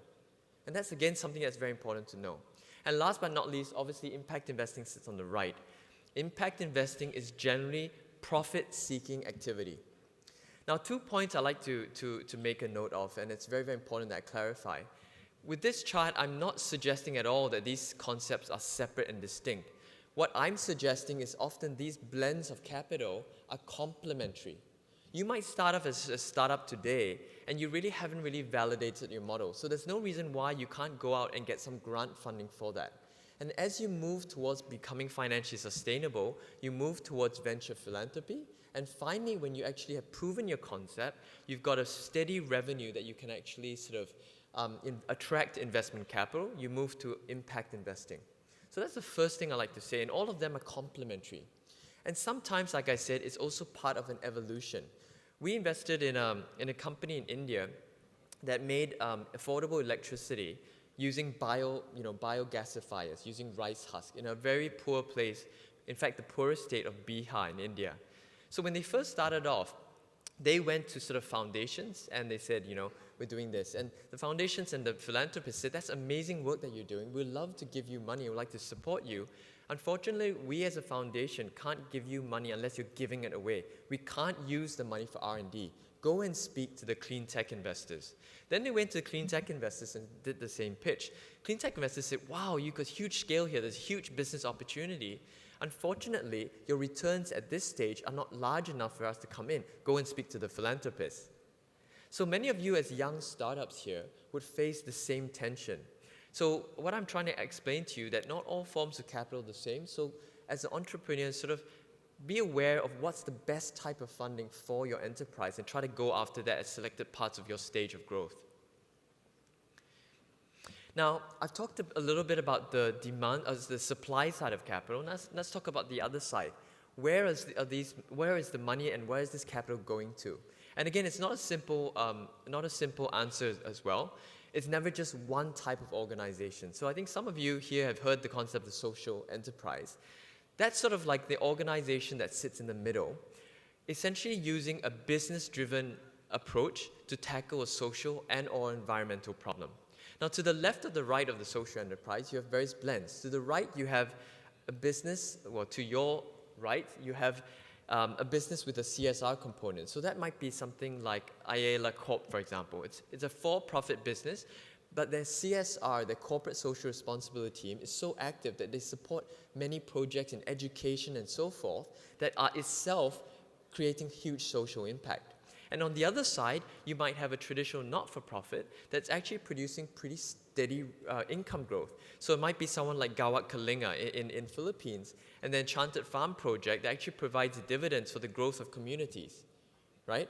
So we as impact investors and venture philanthropists tend to focus on the middle three. And the point I'm trying to make here is that as you are thinking about your startup, think about where you fit in. And there's no reason why you can't use a blend of each. Okay? For example, for the technology component, you might use a not-for-profit model, but for the actual business itself, it might be a social enterprise model. And you can attract a blend of capital just from philanthropic capital as well as commercial capital from a range of different types of funders. Okay? And the next slide, I know this is a busy slide and you probably can't read it, but what I wanted to sort of spend a few moments on is trying to tell you a little bit about the investment process. Now, whether or not you're a venture philanthropist or an impact investor, quite often internally we follow a very disciplined approach. So while we are doing the due diligence on an organization, it's very important that you understand what's our internal decision-making process and why sometimes it takes so long, or why the investor or funder will ask for so much information. It's because ultimately we want to make the investment in you, so we need to get it approved internally. So it follows pretty much a 6-step approach that starts with deal sourcing, screening. It goes to due diligence, which can take anything from 6 to sometimes even 12 months. It goes to deal execution when you're talking about the agreements, the terms, and so forth. And finally, once you make the investment, it goes to portfolio management mode. So it becomes a part of our portfolio, and then we constantly work on a proactive basis with the management team in order to help them drive, obviously, positive impact, but also financial and operational scale. And ultimately, all investors or even venture philanthropists are looking for a successful exit. An exit in this space doesn't just mean a financial one, but a social one as well. Okay? So I just wanted to sort of highlight this process to you, so at least you're aware when you go through rounds of fundraising. Now, I know all these concepts are a lot to take in, so I wanted to very much contextualize all of it by showing you an actual live example of one of our portfolio companies. Now, I'm very delighted to say that you're going to hear from Reese later on the next session, but I think most of you would have already heard of Rags to Riches. It's our first investment in the Philippines. We have 4 here. And when we met Reese 4 years or 5 years ago now, we were very, very inspired with the business model. And essentially what Rags to Riches does, like a lot of social enterprise, it tries to use a business-driven approach. In the case of R2R, they were really trying to benefit and empower community artisans in Payatas, which I'm sure you know is one of the poorest slum areas in the Philippines. And I remember Reese, the first time we met, and she told me, she said, I wanted to empower these artisans with dignity. And this is a very important motivational change. Quite often when I speak to philanthropists, they want to give the money away, and they relatively want to be passive. So while they still want to do good, they're not as active as maybe venture philanthropists and impact investors. But the motivation sometimes for the people receiving it, it almost feels like it's a handout. It's almost that I pity you, here you go. Now, Reese had a very different motivation. She wanted to empower them. It's almost as if I'm giving the same amount of money away, but with a different motivation. I believe in you. I believe that you can be empowered and you can sustain yourself. So that's when we took interest in the R2R model. And although it was very, very early stage, we really believed in them. We've been supporting them over the last few years. And Reese can, I'm sure, on the panel next can share a little bit what's like working with us. Not all days are sunny, but we've always been working together to scale the impact. So I'm going to show you a short video now to let Reese and her team tell you the story. And I'll come back to explain how that sort of fits in what we do as an impact investor. So can I please have the video?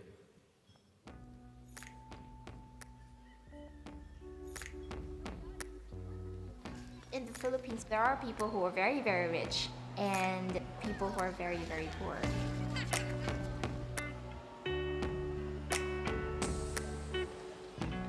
A lot of people do not have access to clean water. They do not have access to good food. And not a lot of children go through quality education.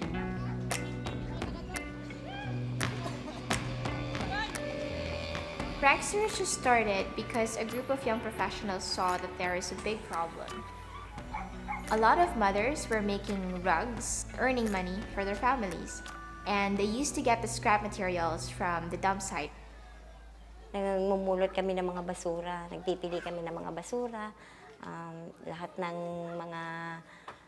mga pwedeng ibenta, binibenta namin. Ganun ako before. After some time, when it became a small cottage industry, some other people thought it's a good opportunity for them too. So middlemen came. One middleman sold it to another middleman, who sold it to another middleman, and finally to the mother. She now has to shell out some money, and the middleman gets bulk of the share. Now, Rags to Riches get the scrap straight from the factory to the mother. We acknowledge that we have to include the mothers in the formal supply chain. They're usually not included. They're just faceless people behind the products. Malaking bagay na naitulong sa akin ng Rags to Riches. Isa sa mga bagay na tinulong nila sa amin yung pang-araw-araw naming ginagamit, kinakain, yung mga gastusin sa araw-araw.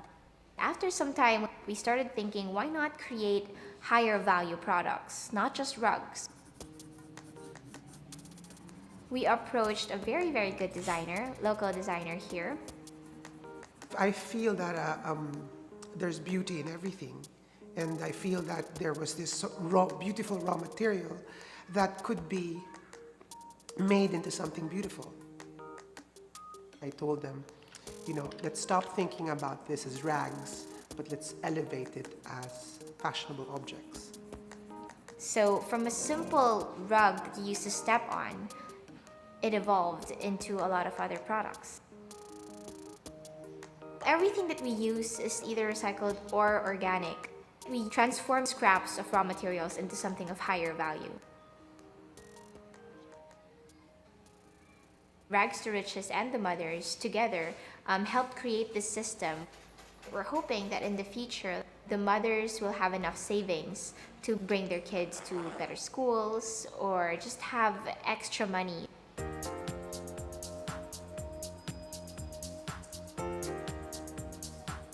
We always like to bring the mothers to our stores.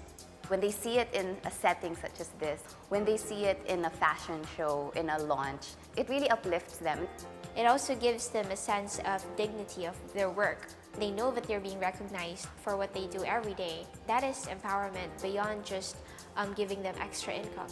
Dati po, hindi po namin lubos maisip na yung mga gawa namin is makikita sa iba-ibang bansa. Dati is wala kaming pakialam sa mga ginagawa namin. Not like now na kikita namin kung nasaan, ano yung market, ano yung pinatutunguhan ng mga gawa namin. I think right now it's just sort of making them believe that what they're doing is special. I think it's just that paradigm shift from the lowly rags. We actually can make them rich, not just monetarily, but rich in heart and rich in mind and rich in pride. Rags to Riches is, I think, one of the few organizations that are started by Filipinos, helping Filipinos. We do appreciate a lot of help from outside, but we're proudly Filipino, and it's about time that we help ourselves.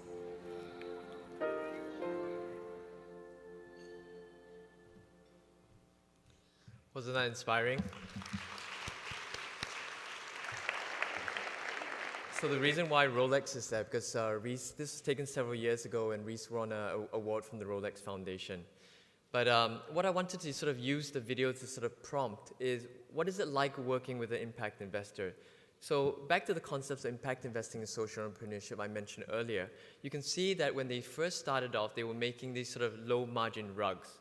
So applying the same sort of approach as a venture capitalist, we worked with them to try to improve the business model.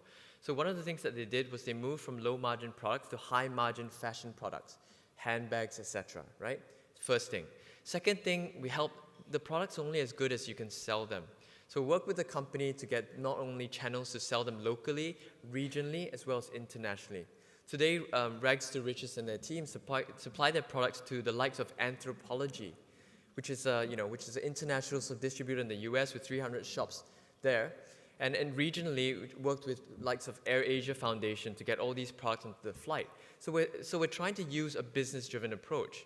And more recently, they've also moved away from just fashion products only, but to also home accessories, because you're ultimately trying to produce a stable income, right? So fashion products have a cyclical nature. Having home accessory helps sort of balance that out.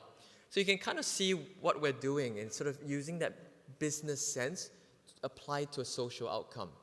Very pleased to say that today Rags to Riches has trained over sort of 900 artisanal women. And the lady that you saw in the video, Ate Ning, when I first met her a few years back in the workshop, she was recounting the story to me, and she told me when she got her first paycheck, her and her family, that they live in the slums, she had tears in her eyes, and the very first thing that she went to buy was an entire chicken, because she had never seen a full chicken in her life, because quite often their families, their kids would scrap for things. And today, Ning herself has been employed with Rags to Riches since the start. She's one of the first few employees.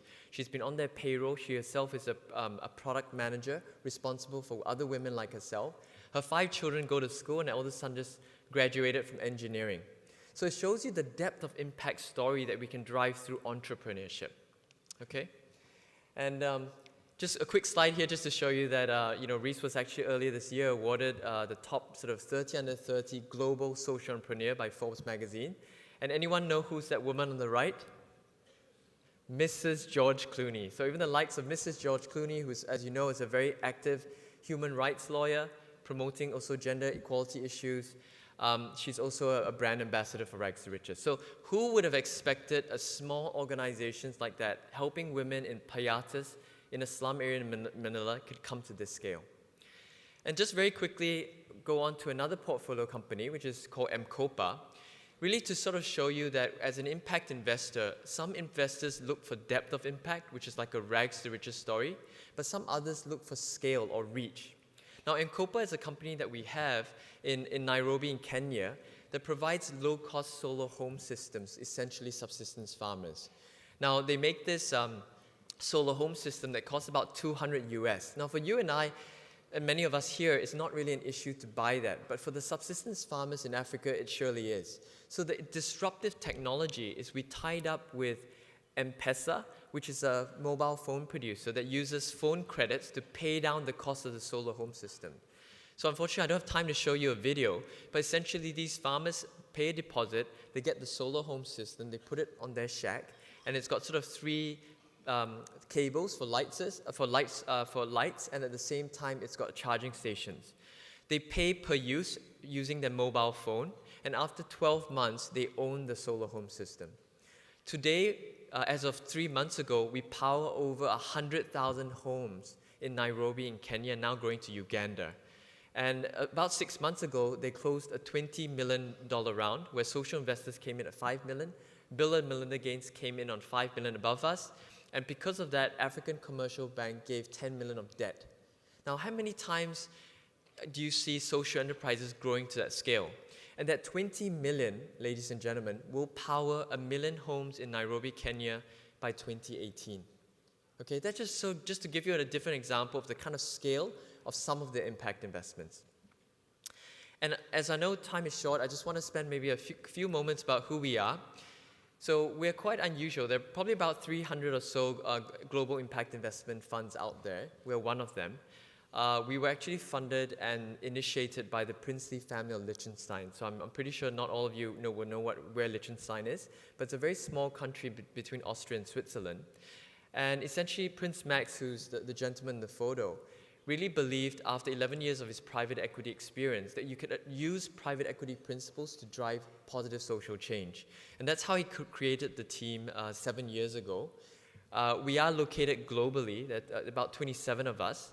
We invest in 5 sectors from healthcare, education, agriculture, energy, and technology. And I'm very pleased to say that we have 2 of our investment professionals here in Manila themselves. I'm going to point over to do a shout out to Vessi and Paolo over there, if you can just raise your hands. So we'd love to continue working with some of you to sort of fund very powerful and disruptive ideas.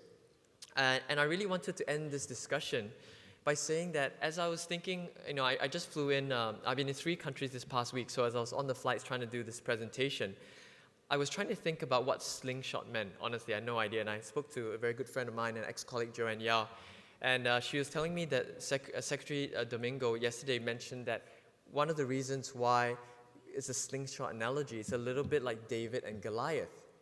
And I thought, wow, that's so amazing, because I like to think of myself or impact investors as a little bit of being a David. And the capital that we are deploying is the stone, and the leverage or the entrepreneurship or technology or the disruptive idea is really the slingshot. And I, as an impact investor, is focused on intentional change. So that's where I'm targeting. And I hope to use that to target a much greater problem. It could be poverty alleviation, it could be water, climate change. And that's the giant that we're trying to tackle. And with all of you here, I feel all of you are also little Davids. And we'd love to work together to really use that leverage to create very powerful social and environmental change in the Philippines. And with that, thank you very much.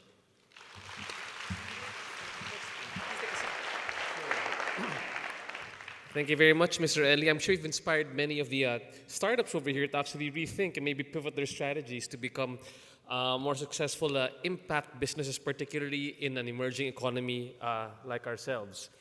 And with that, to help us further on discuss the topic of social entrepreneurship and impact investing, I'd like to call on our first set of panelists for this morning. I'd like to call on stage right now a gentleman who spoke earlier on, the Managing Director of Endeavor Philippines, which works to nourish an ever-growing pool of high-impact entrepreneurs here in the Philippines. Please welcome on stage Mr. Manny Ayala.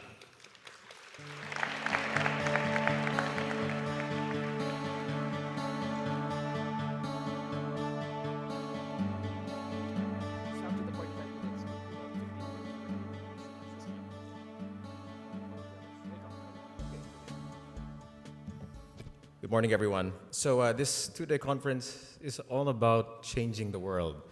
And I think yesterday we heard about the ways in which technology entrepreneurs are changing the world. Today we put the spotlight on a different set of people who are trying to change the world in a slightly different way. And these are social entrepreneurs. So social enterprise, it's something that seems to have grown bigger and bigger with every passing year. I was looking at a report that said that the word or the phrase social entrepreneurship back in the 1990s, if you did a search, only yielded about, well, it says a handful of articles. By the 2000s, that rose to the hundreds, and since 2006, it's exploded to the thousands. And so the spotlight is on the people sort of leading this revolution. Just a quick definition that I found that's quite interesting. This is from the author of The World is Flat, Thomas Friedman. Here's what he says about social entrepreneurs. One of the newest figures to emerge on the world stage in recent years is the social entrepreneur. This is usually someone who burns with desire to make a positive social impact on the world, but believes that the best way of doing this, as the saying goes, is not by giving poor people a fish and feeding them for a day, but by teaching them to fish in hopes of feeding them for a lifetime. I've come to know several social entrepreneurs in recent years, and most combine, here's the interesting bit, most combine a business school brain with a social worker's heart. The triple convergence and the flattening of the world have been a godsend for them. Those who get it and are adapting to it have begun launching some very innovative projects. So without much further ado, I will introduce onto stage our panelists. I think we have quite a number of them. I hope you all fit. So we have 5, what I guess I would call brick and mortar social entrepreneurs. And we have 2 that are trying to inject technology into the whole realm of social enterprise. So let me first call the brick and mortar folks. So we'll start with somebody who needs no introduction, having seen this wonderful video. Reese Fernandez-Ruiz, could you come up onto the stage? She's the founder of Rags to Riches. To be followed by, I guess, her joint venture partner in life, AKA her hubby, Mark Ruiz, who is the co-founder of Happinoy. And Happinoy seeks to empower sari store owners by giving them the skills to become better entrepreneurs so that they can better serve their communities. Next, I'll call onto the stage Aisa Mijeno, who is the co-founder and CEO of Salt, a wonderful invention which replaces kerosene lamps and battery-operated lamps by simply using salt and water. Then Elizabeth Lee, who is the co-founder and CEO of E-Motors, which is now producing, in this country, e-tricycles and making our air cleaner as a result. And in a similar vein, can I call onto the stage Michael Raymond Gonzalez, who is with GET Philippines. GET stands for Global Electric Transport, and what they produce and what they distribute are electric jeepneys. Then may I call on to stage Eric Manlunas, who is the founder of Wavemaker, which is a leading venture capital firm in the US. He's also the founder of Wavemaker Labs, an incubator based in Singapore. And I guess he's here on this panel in his capacity as a trustee of PhilDev, which is a foundation here that is focused on the promotion of science and technology for the development of the Philippines. And last but not least, we have Benji Fernandez, who is the managing director of Smart Communications mobile payment arm Smart Hub. And he is very involved in a couple of initiatives to promote financial inclusion as well as digital inclusion.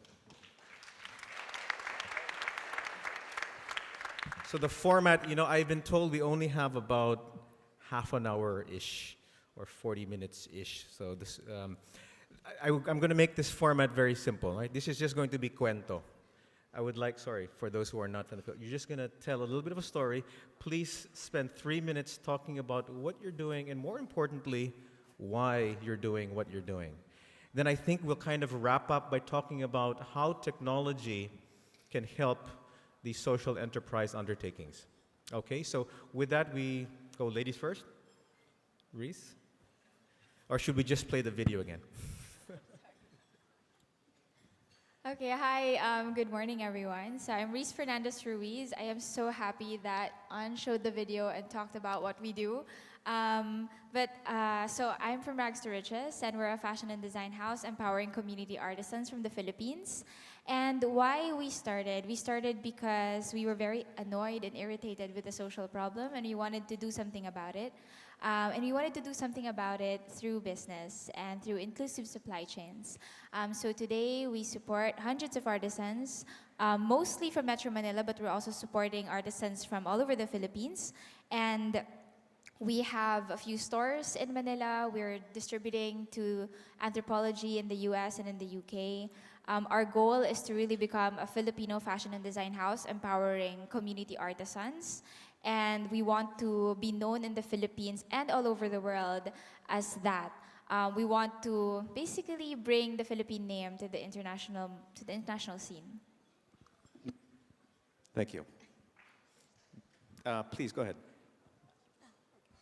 Hello, good morning everyone. I'm Aisa Mijeno. I'm the co-founder of SALT, Sustainable Alternative Lighting. What our startup developed is a lamp that runs on nothing more than a glass of water and 2 tablespoons of salt. Basically, we wanted to replace kerosene lamps and candles as the main source of lighting. We target island communities that are not connected to the grid.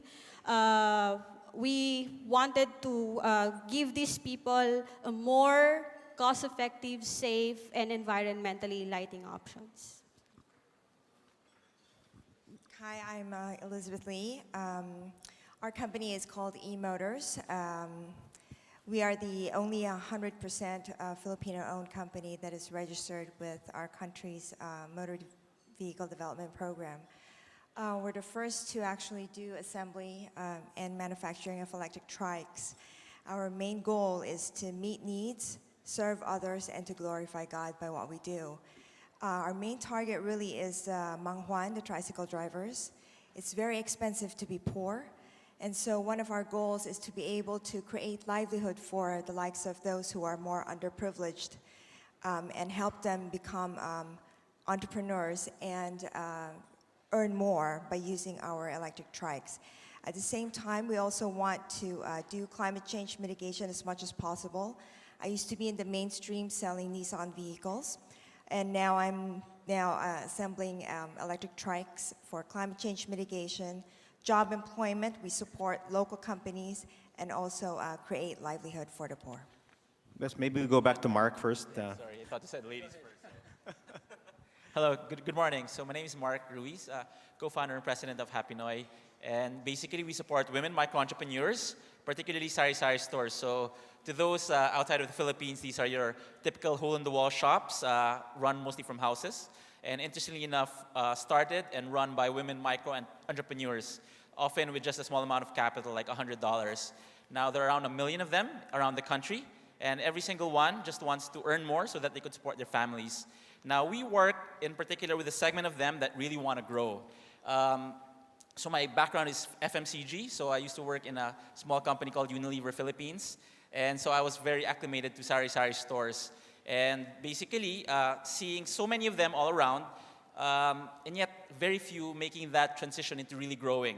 And so now, my passion is how can we find and support these high potential women sari-sari store owners go to the next level. We do this by a mixture of access to training, access to capital, specifically microfinance, access to opportunities, and now also access to mobile technologies. So yeah, that's what we do. Thank you, Mark. Good morning. My name is Michael Gonzalez from Global Electric Transport. We're actually a mobility company, transportation mobility company that focuses on working with local jeepney owners and jeepney drivers.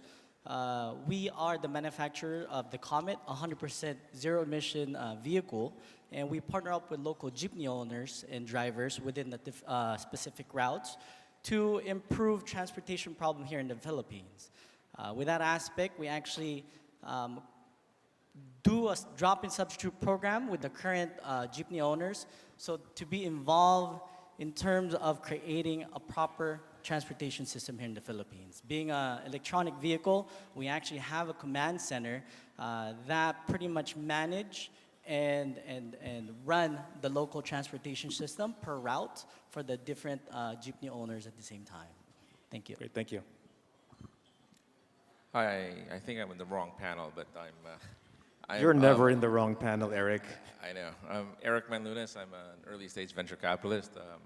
Been investing for about 12, 13 years now. We invest in the US West Coast and Southeast Asia. We have about 6 portfolio companies here, and we're about just a tad shy of 100 million across multiple funds. The main investments that we make, main segments we invest in are mobile services, software, and consumer tech. And then a little part of my time is also spent in volunteering for Philippine Development Foundation, or PhilDev, the foundation that Dado Banatao and Maria Banatao founded several years ago. Hi, I'm Benji Fernandez. I'm the misfit, I suppose, because I work for corporate. I'm working as the COO of Voyager Innovations and Smart Money. So Voyager is the innovations arm of Smart Communications and PLDT Group. Why I'm here, it's more of us enabling social impact. where we would like to pride ourselves as helping the unbanked, the unconnected, and the uncarded, which is very much relevant to pushing the digital economy. And we all know the benefits of the digital economy. Great. So, I'd like to spend the remaining part of this panel talking about technology, talking about, in particular, digital technology. So, John Chambers, the outgoing CEO of Cisco, recently said, I think January at the, Computer Electronics Show, he said that in about 10 years, 40% of the companies that exist today will not have a meaningful presence, right? I.e., most of them will be dead, or many of them will be dead. And he said that you need to disrupt yourself or risk being disrupted by the competition. Right, so I'd like to do two things, right? This is a question in two parts.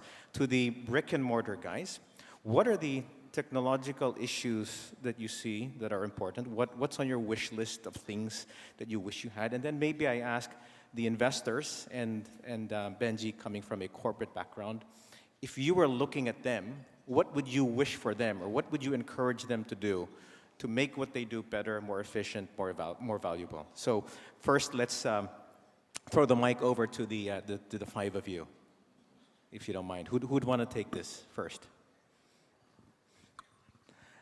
I know, Beth, you had some ideas about Uber. Yeah, actually, yes, Manny. I wanted to, if possible, to Uberize, actually, tricycle transport, if that's something that's really possible. And I wanted to discuss that with Mike Brown, who actually did a presentation. But to a certain extent, also making Uber a verb, to sort of like disrupt how we actually do transport. Here in the Philippines, we have no choice, especially in the provinces, to actually use tricycles, not because we want to, but because it's a necessity. But also, it's getting expensive. And they are also part of a TODA, which is a Tricycle Operators Drivers Association. And there's a lot of other things that we, in our level, don't really see, the costs that are imposed on these little guys. So one of the things on my wish list really is, how can I actually have, Uberization, if there's such a word, of the transport in that level, where the ones who are actually doing the working get the most of the pie out of the ones where they are from the customers who are actually using that. Now, I understand that we do have to work with government, we do have to work with LGUs, but then with technology in their hands, then they would be more empowered, I think, to actually make a difference in their own lives. We just need to give them the tools for them to use it. So that would be my part of my wish list. Great. Isa, you are a computer engineering master's degree holder. I mean, I'm sure you must have thought about, gosh, how can this digital revolution in some way touch what I'm doing? Do you have any thoughts on how digital might be able to further your cause? Before getting into the world of startup, I used to work for Greenpeace Philippines, and we did this study into like checking what are the common household things that the rural marginalized areas have. And we noticed that most of these families have salt, water, and rice. And that's where I actually got the motivation and inspiration into using the most abundant natural resource into like generating power. And the sad thing about right now is we have over 7,000 islands, and most of these islands are not connected to the grid. And we know the importance of light. And when I was immersing myself into a certain tribe up in the northern part of the Philippines, I come to notice that activities end exactly 6 p.m. before the sun sets. Sun goes down. And the children can only do their homework at night. because they have to, after their class, they have to help their parents earn more income until the afternoon, and then the only thing that they can do their schoolwork is at night. And they don't have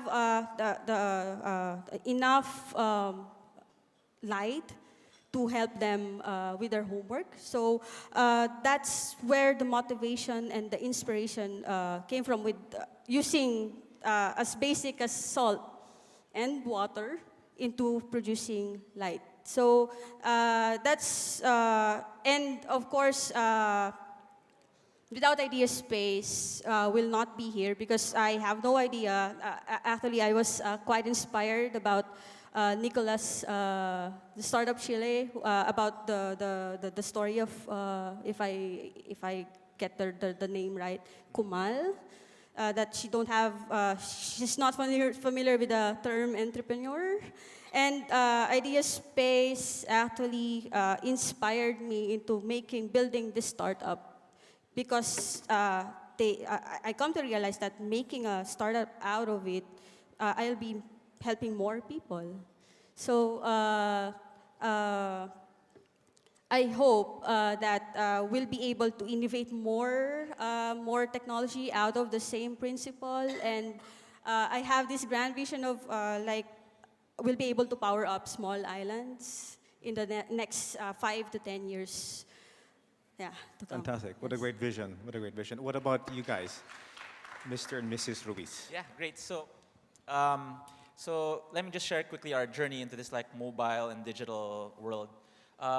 Predicating it by the impact that we want to create. So I mentioned first is how can we help high potential sari-sari store owners improve their business, that's first. But the second kind of impact that we really want to achieve is really providing access to basic goods and services at the last mile. Because what's very interesting, and as we know, we're an archipelagic nation, in every single barangay there's a sari-sari store. But in a lot of barangays, there's no access to electricity, access to safe drinking water, access to financial services. And the sari-sari store is actually the conduit by which we can actually bring these kinds of goods and services to these communities. Now, we started out as actually a physical goods distribution business. And so that we trained the stores, we provided microfinance to our partner microfinance institutions, but we actually ran a physical logistics network to bring goods and services, anywhere from solar lamps actually to over-the-counter medicine, only for that to get disrupted in the past few years. And again, one important lesson for social enterprises is that just because you're trying to do good doesn't mean that you're shielded from what the market environment around you. In fact, you have to bump against it, really, and you have to grapple with it if you really want to continue to persist with your impact. And so pretty much in the past few years, because of what's been happening in the country, which is a good sign, big box retailers started expanding. In the past few years, actually, convenience stores also have started to enter, which is essentially disrupting the sari-sari store segment. And again, this is not a bad thing.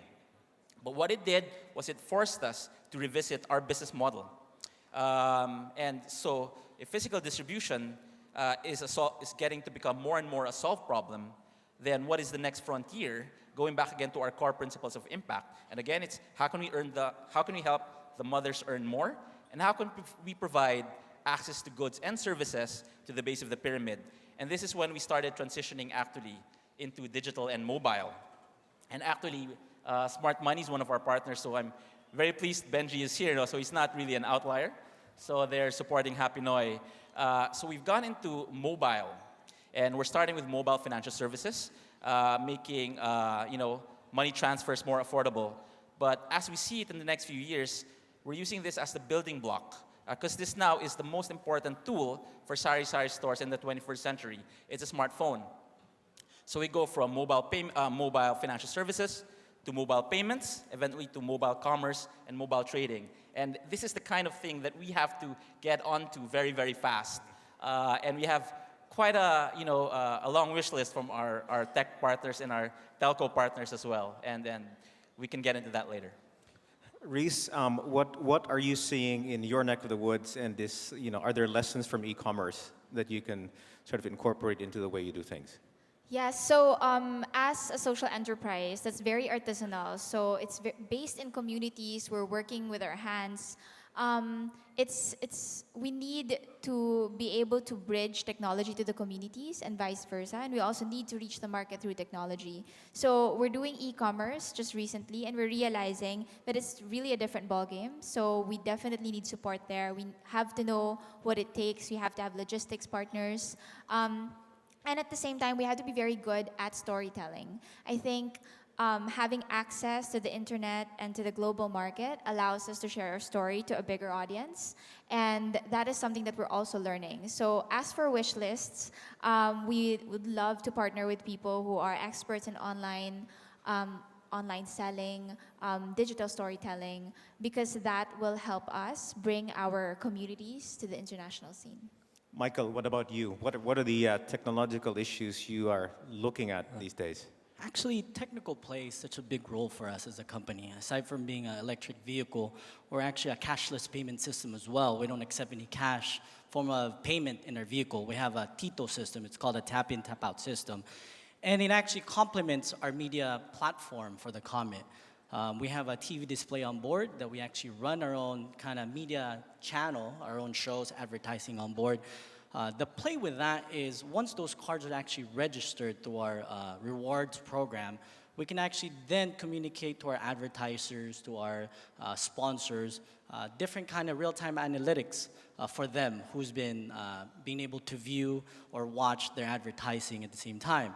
And also in a technical play, we have a software that does geofencing to the fact that any kind of demographics around the area, it actually dictates what kind of content will be played within the vehicle. So if the system says that 80% of the people riding the vehicle at the same time are women, so we can actually punch a women-targeted advertising from that specific point. Terrific. So it is very clear, just listening to you, that technology is, front and center of your own sort of growth plans. I guess to wrap up, I'd like to address Benji as a corporate working in a technology enterprise and our two investors, right, to kind of weigh in.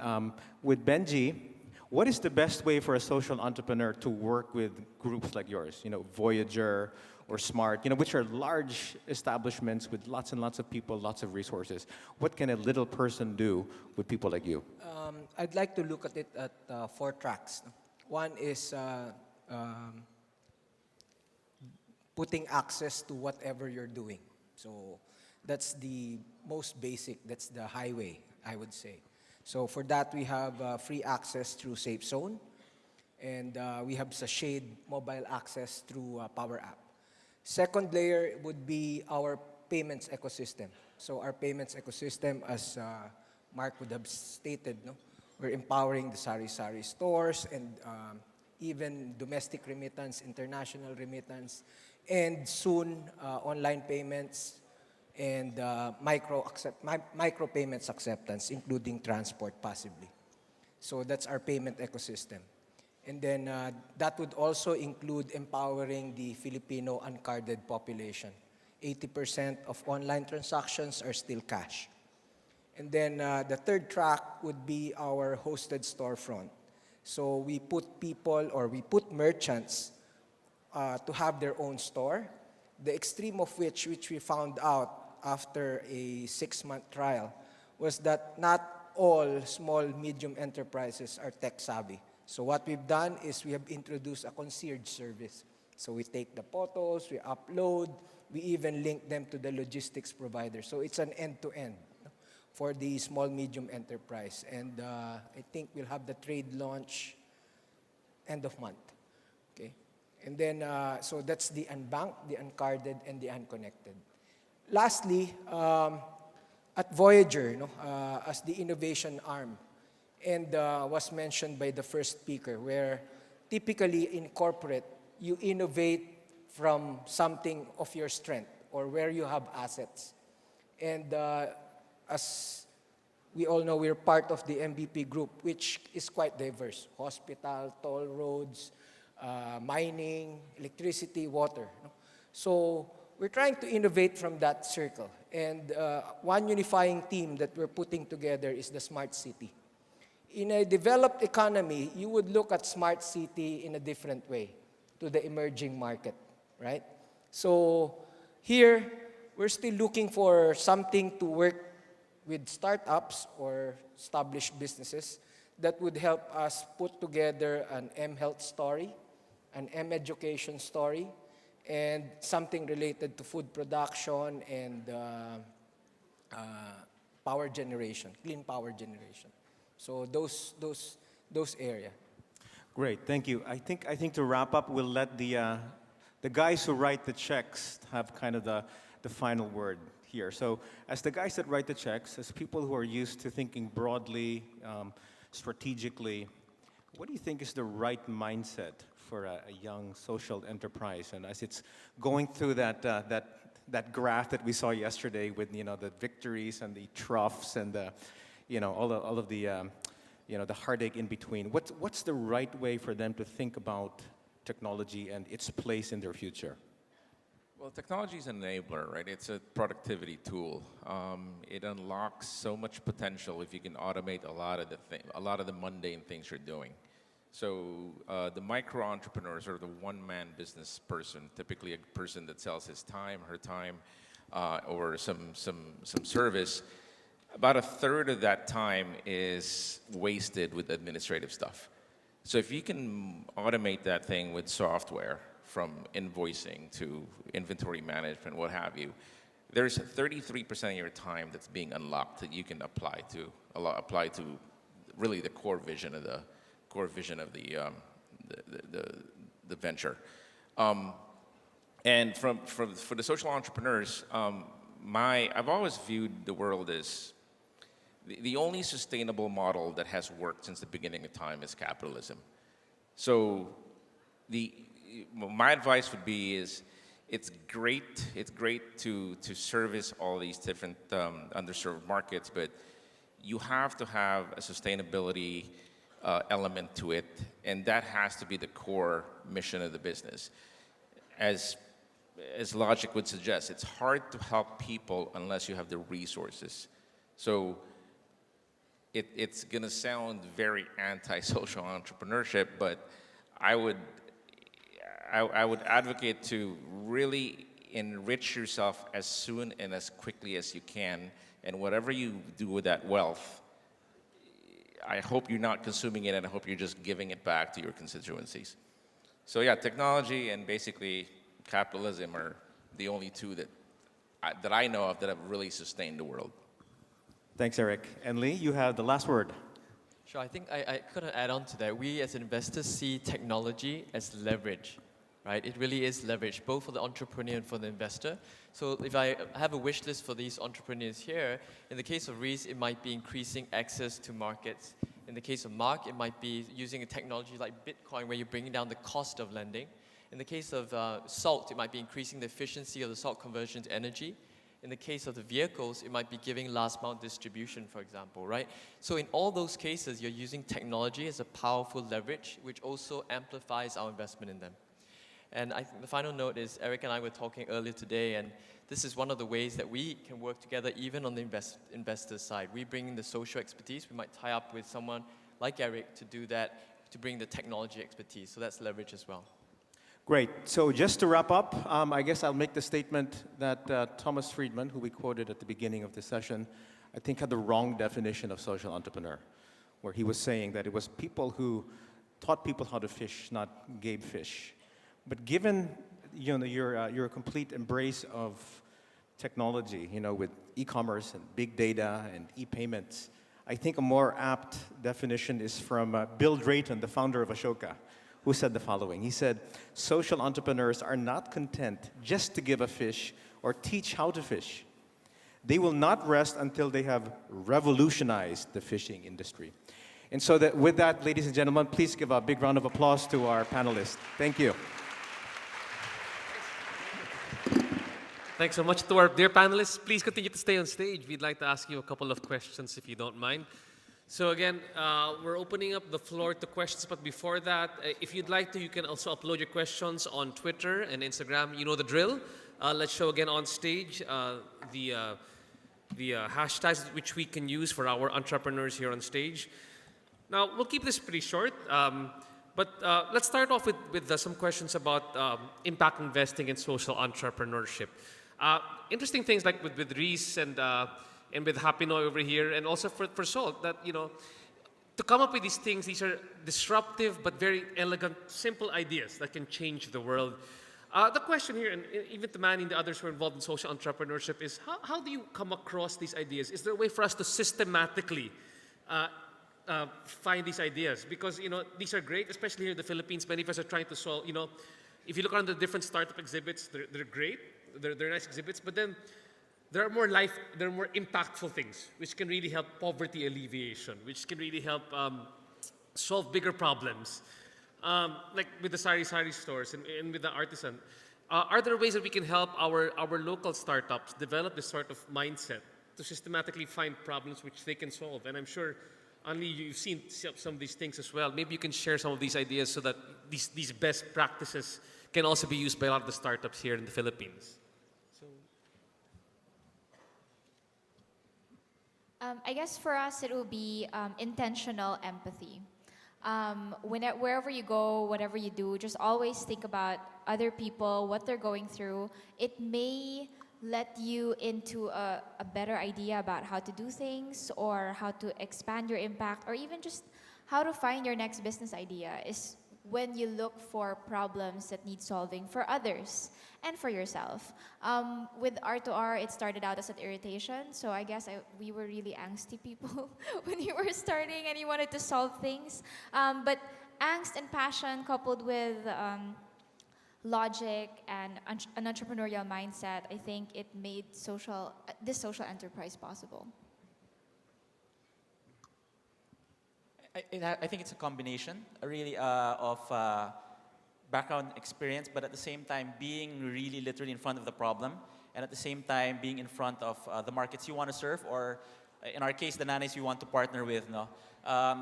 Quite frankly, I came from a corporate background, and so that really helped. But honestly, not a lot of like big corporate thinking and ideas once you start bringing it down will work. And so I think what really cracked the nut for us really was when we really started working with our nanais. And that was something we were so passionate about, the people who started Happy Noy. And so it's that convergence. I've seen it from both sides, where if you're a big company, you have access to great ideas, great technology, but it's so hard to, quote unquote, cross that bridge. And at the same time, if you're on the community side, sometimes you lack the exposure as well into what kinds of things are possible. It's just that convergence of those two things that can give fruit to a good idea. Sure. If I can add to that, I still totally agree with what Reese and Mark have said. I think it firstly starts off with a passion.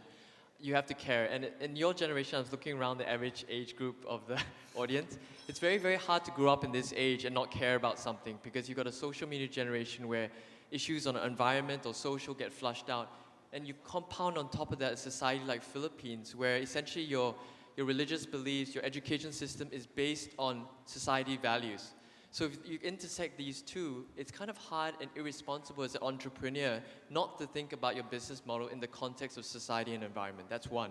And if I can add on the other side, is capitalism.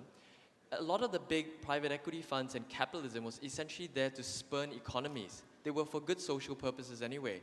You know, models like Ford and so forth wouldn't be here today if they weren't funded by private equity trying to increase the economy and worker livelihoods, right? So we're going essentially back to basics. So I feel that that's a reversal of key principles.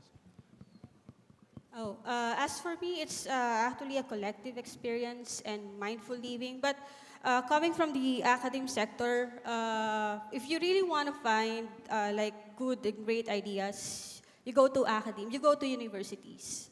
And what I wanted to see is, I wanted to see collaborative work with multidisciplinary fields. And in that way, we'll be able to innovate and, of course, make a sustainable product out of the talents that we have, in the academic sector. So, yeah. For us, it's pretty much understanding the problem. Our social enterprise is really working with the jeepney owners and drivers. And when we started, we really went down and understand why the jeepney drivers are driving that way. I'm sure all of us has done it once or probably a few times when a jeepney just cuts you off and you're just out there yelling at them and just frustrated. And we found out there's a reason behind that. These jeepney drivers are pretty much there trying to earn every 10 pesos and every person that they see. And we understand that's something that they take home every day to feed their families. And the reason why they're driving recklessly is because they've been driving for 12, 14 hours a day. With that understanding, for us to make an impact with their lives, we have to change that working environment for them.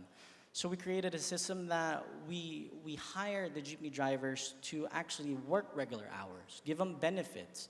And we split the shift in 2 different shifts.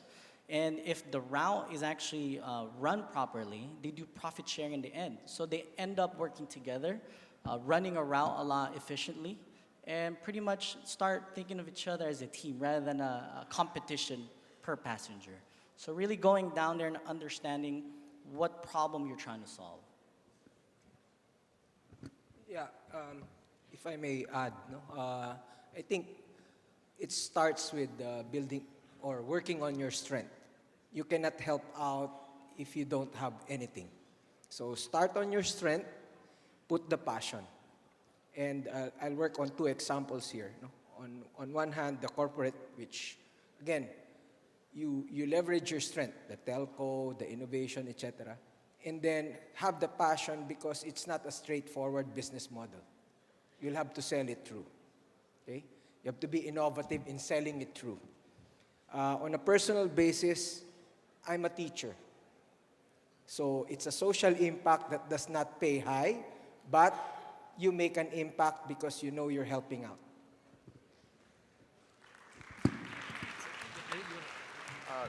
So just from a venture capital perspective, we like to back entrepreneurs that are solving real problems. We've done it many times. We've invested in over 170 companies the last 10 years.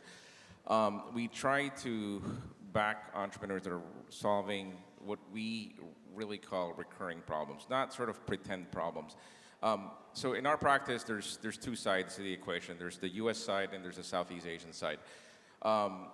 Unfortunately, but it's actually the better practice for now, given the returns and the exits, most of the models in the U.S. are solving, most of the problems in the U.S. are solving conveniences. And in emerging markets, conveniences are not necessarily a problem. It's, there are a lot of underserved and really huge problems in this side of the world that needs to be solved. So from our perspective, we make an impact. One of the corny things I tell my kids is, look, it's a long gestation deal. It takes 10 years to really create a real company, but there is a social utility to it, and there's a lot of multipliers with those social utility elements that we have. Excellent. And before that, before we move on to the next question, just a couple of housekeeping. We'll be having a press briefing in meeting room 2 for the available speakers and panelists who are still in this room. So, of course, this lovely panel over here and all our speakers earlier are invited to join us in meeting room 2 after this one.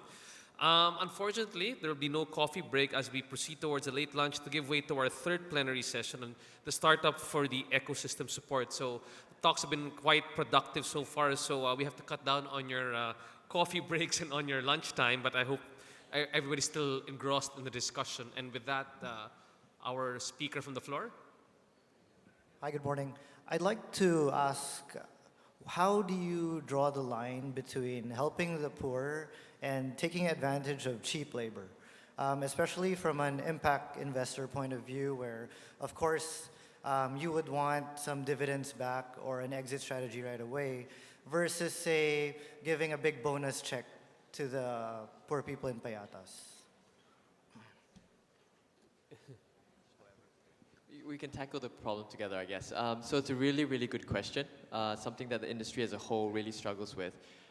If you notice during my presentation, I talked about the importance of intentionality.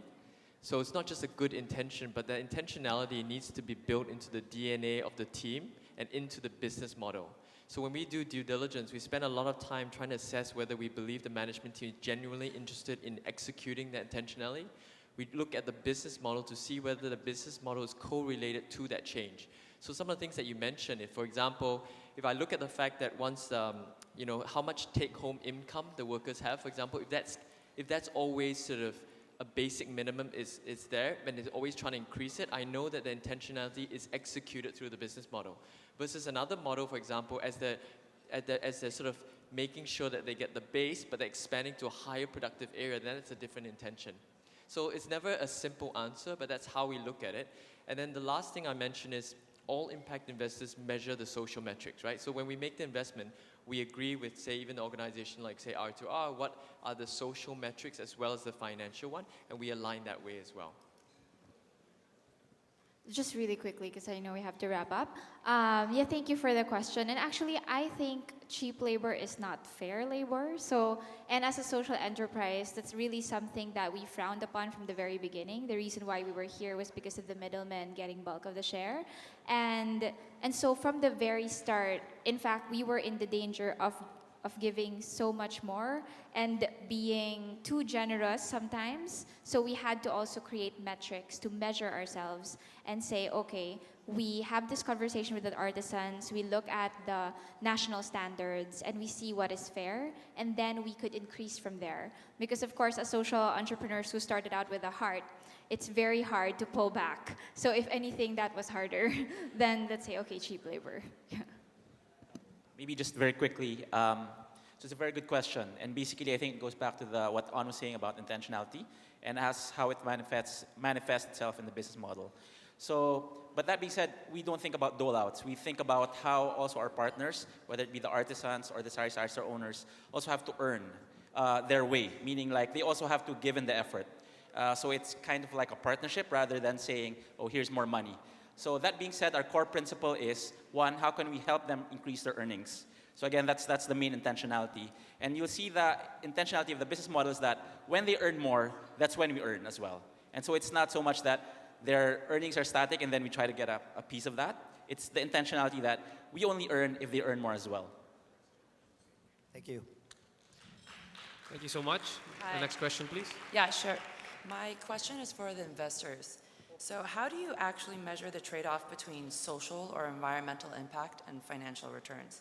For example, you have two companies, they're both financially sustainable, they both have the same growth potential, but one does 3% returns and creates 1,000 jobs, the next one is 6% returns and creates 500 jobs, right? It's easy to say it depends, as most organizations and investors, they tighten or loosen their belt based on deal flow. But can you talk a little about, share some stories about the difficult decisions that you had to make, the trade-offs that you had to make? And in those trade-offs, you know, were there times when you sacrificed financial returns for higher social impact and you failed? And what were some of your takeaways around that? So a bit of a trickier question, but would appreciate some sharing on those difficult trade-offs and decisions that you guys had to make as investors. Thanks. So we have an investor base called Limited Partners. My main responsibility is to give those guys as much return as possible. So if it boiled down to the question of compressing your margins in half, and as a result will only produce half the amount of jobs, I will always make the decision of keeping the margins high. And we don't believe it's our responsibility. The marketplace sets the number of jobs out there. Companies that will sustain itself are the companies with the best margins out there. So if I can back companies for the next 20 years, and these companies have high margins, the multiplier effect will be a lot bigger than supporting or subsidizing low-paying jobs. Because there's going to be many industries out there. We're a tiny, tiny speck in the sand out there. So that's the short answer is I would go for a higher margin and less job creation. You know, I think it's a really good question as well. It's a tough one to answer in less than 5 seconds. But essentially, I totally agree that it really depends on what's the source of the funding and intentionality. So if you're set up as a fund, it's almost quite hard because you would have gone out to raise third-party money on the basis of an agreed returns, right? So when they're looking at a company, if you don't meet that returns, you probably can't make the trade-off because it's outside your investment mandate. Now take someone like us, we're funded essentially by a family and we use proprietary money. So if the principle that we act for, if they want to make the trade-off, they can. right? So not all forms of capitals are the same. And we've been quite fortunate in the 7 years that we have intentionally made that trade-off, particularly for countries in Southeast Asia, because we feel that the businesses here, by the evolution and they're younger and the problems are deeper and more complex, we've made the trade-off because we've realized that it's necessary for, say, a country like Philippines. Whereas a country like Africa, where it's more sophisticated, we can take the view that the model can actually sustain a higher returns and still be financially sustainable. Question, please. Hi. Hi everyone, good morning. I'm Jean. I come from Tacloban City, and currently I am working on a social enterprise called Banwa Cottage Industry. It aims to empower the women weavers in Basay Samar who are also survivors of Super Typhoon Haiyan. We help in innovating their products by giving product development trainings and seminars, as well as acquiring production equipments that can accelerate some of the production process of the Tico grass. Banig, for those who do not know, it is the traditional Filipino bed mats that are used by some of the locals here in the Philippines. My question will be addressed to Ms. Reese, given that our ventures or our social enterprise are focused on products. From your experience with Rugs to Riches, what are some of the best practices in getting to enter the international markets and ensuring that... First, before I address the international market concern, you have to also make sure that you're in the community most of the time regularly to build trust. Because in R2R, it took about 4 years to build that trust. It's a long time. It's going to take a while, but you're young. You can do it. I'm still young. I can still do it as well. As for the international market, I wouldn't lie. It's not very easy. You have to have good product from the very start, high quality standards, which would then connect back to how you're dealing with your communities to work with them on creating high quality products. My experience with anthropology, for example, took about 2 years of cold calling and cold emailing and probably getting spam, like marked as spam already. Well, I made another email address. So you have to hustle, you know. So, and then just asked a lot of people, connected to more people, and then got connected finally to anthropology. The right people could get you to the right inbox. Somehow that is still the reality of our lives today. But never give up. Just don't stop hustling. As much as possible, look at what the others are doing. Look for best practices. And we could share that offline as well. Again, thank you very much. Round of applause. So dapat lang makulit yung tao, makulit. Hustle. So again, a round of applause, please, for our panel. Thank you so much. And again, we've got people like Eric and of course Manny over here. And if you guys want to, if you are a social enterprise and are interested to see if there are ways that you can actually get your business funded or ways to improve, feel free to speak to them offline after this one. A round of applause. Thank you so much. Lovely, lovely plenary discussion. And with that, ladies and gentlemen, we jump immediately to our next discussion. Saving time here this afternoon. Now, for the next one, for those of you who've been here for the past 2 days, it's been very interesting because the overarching theme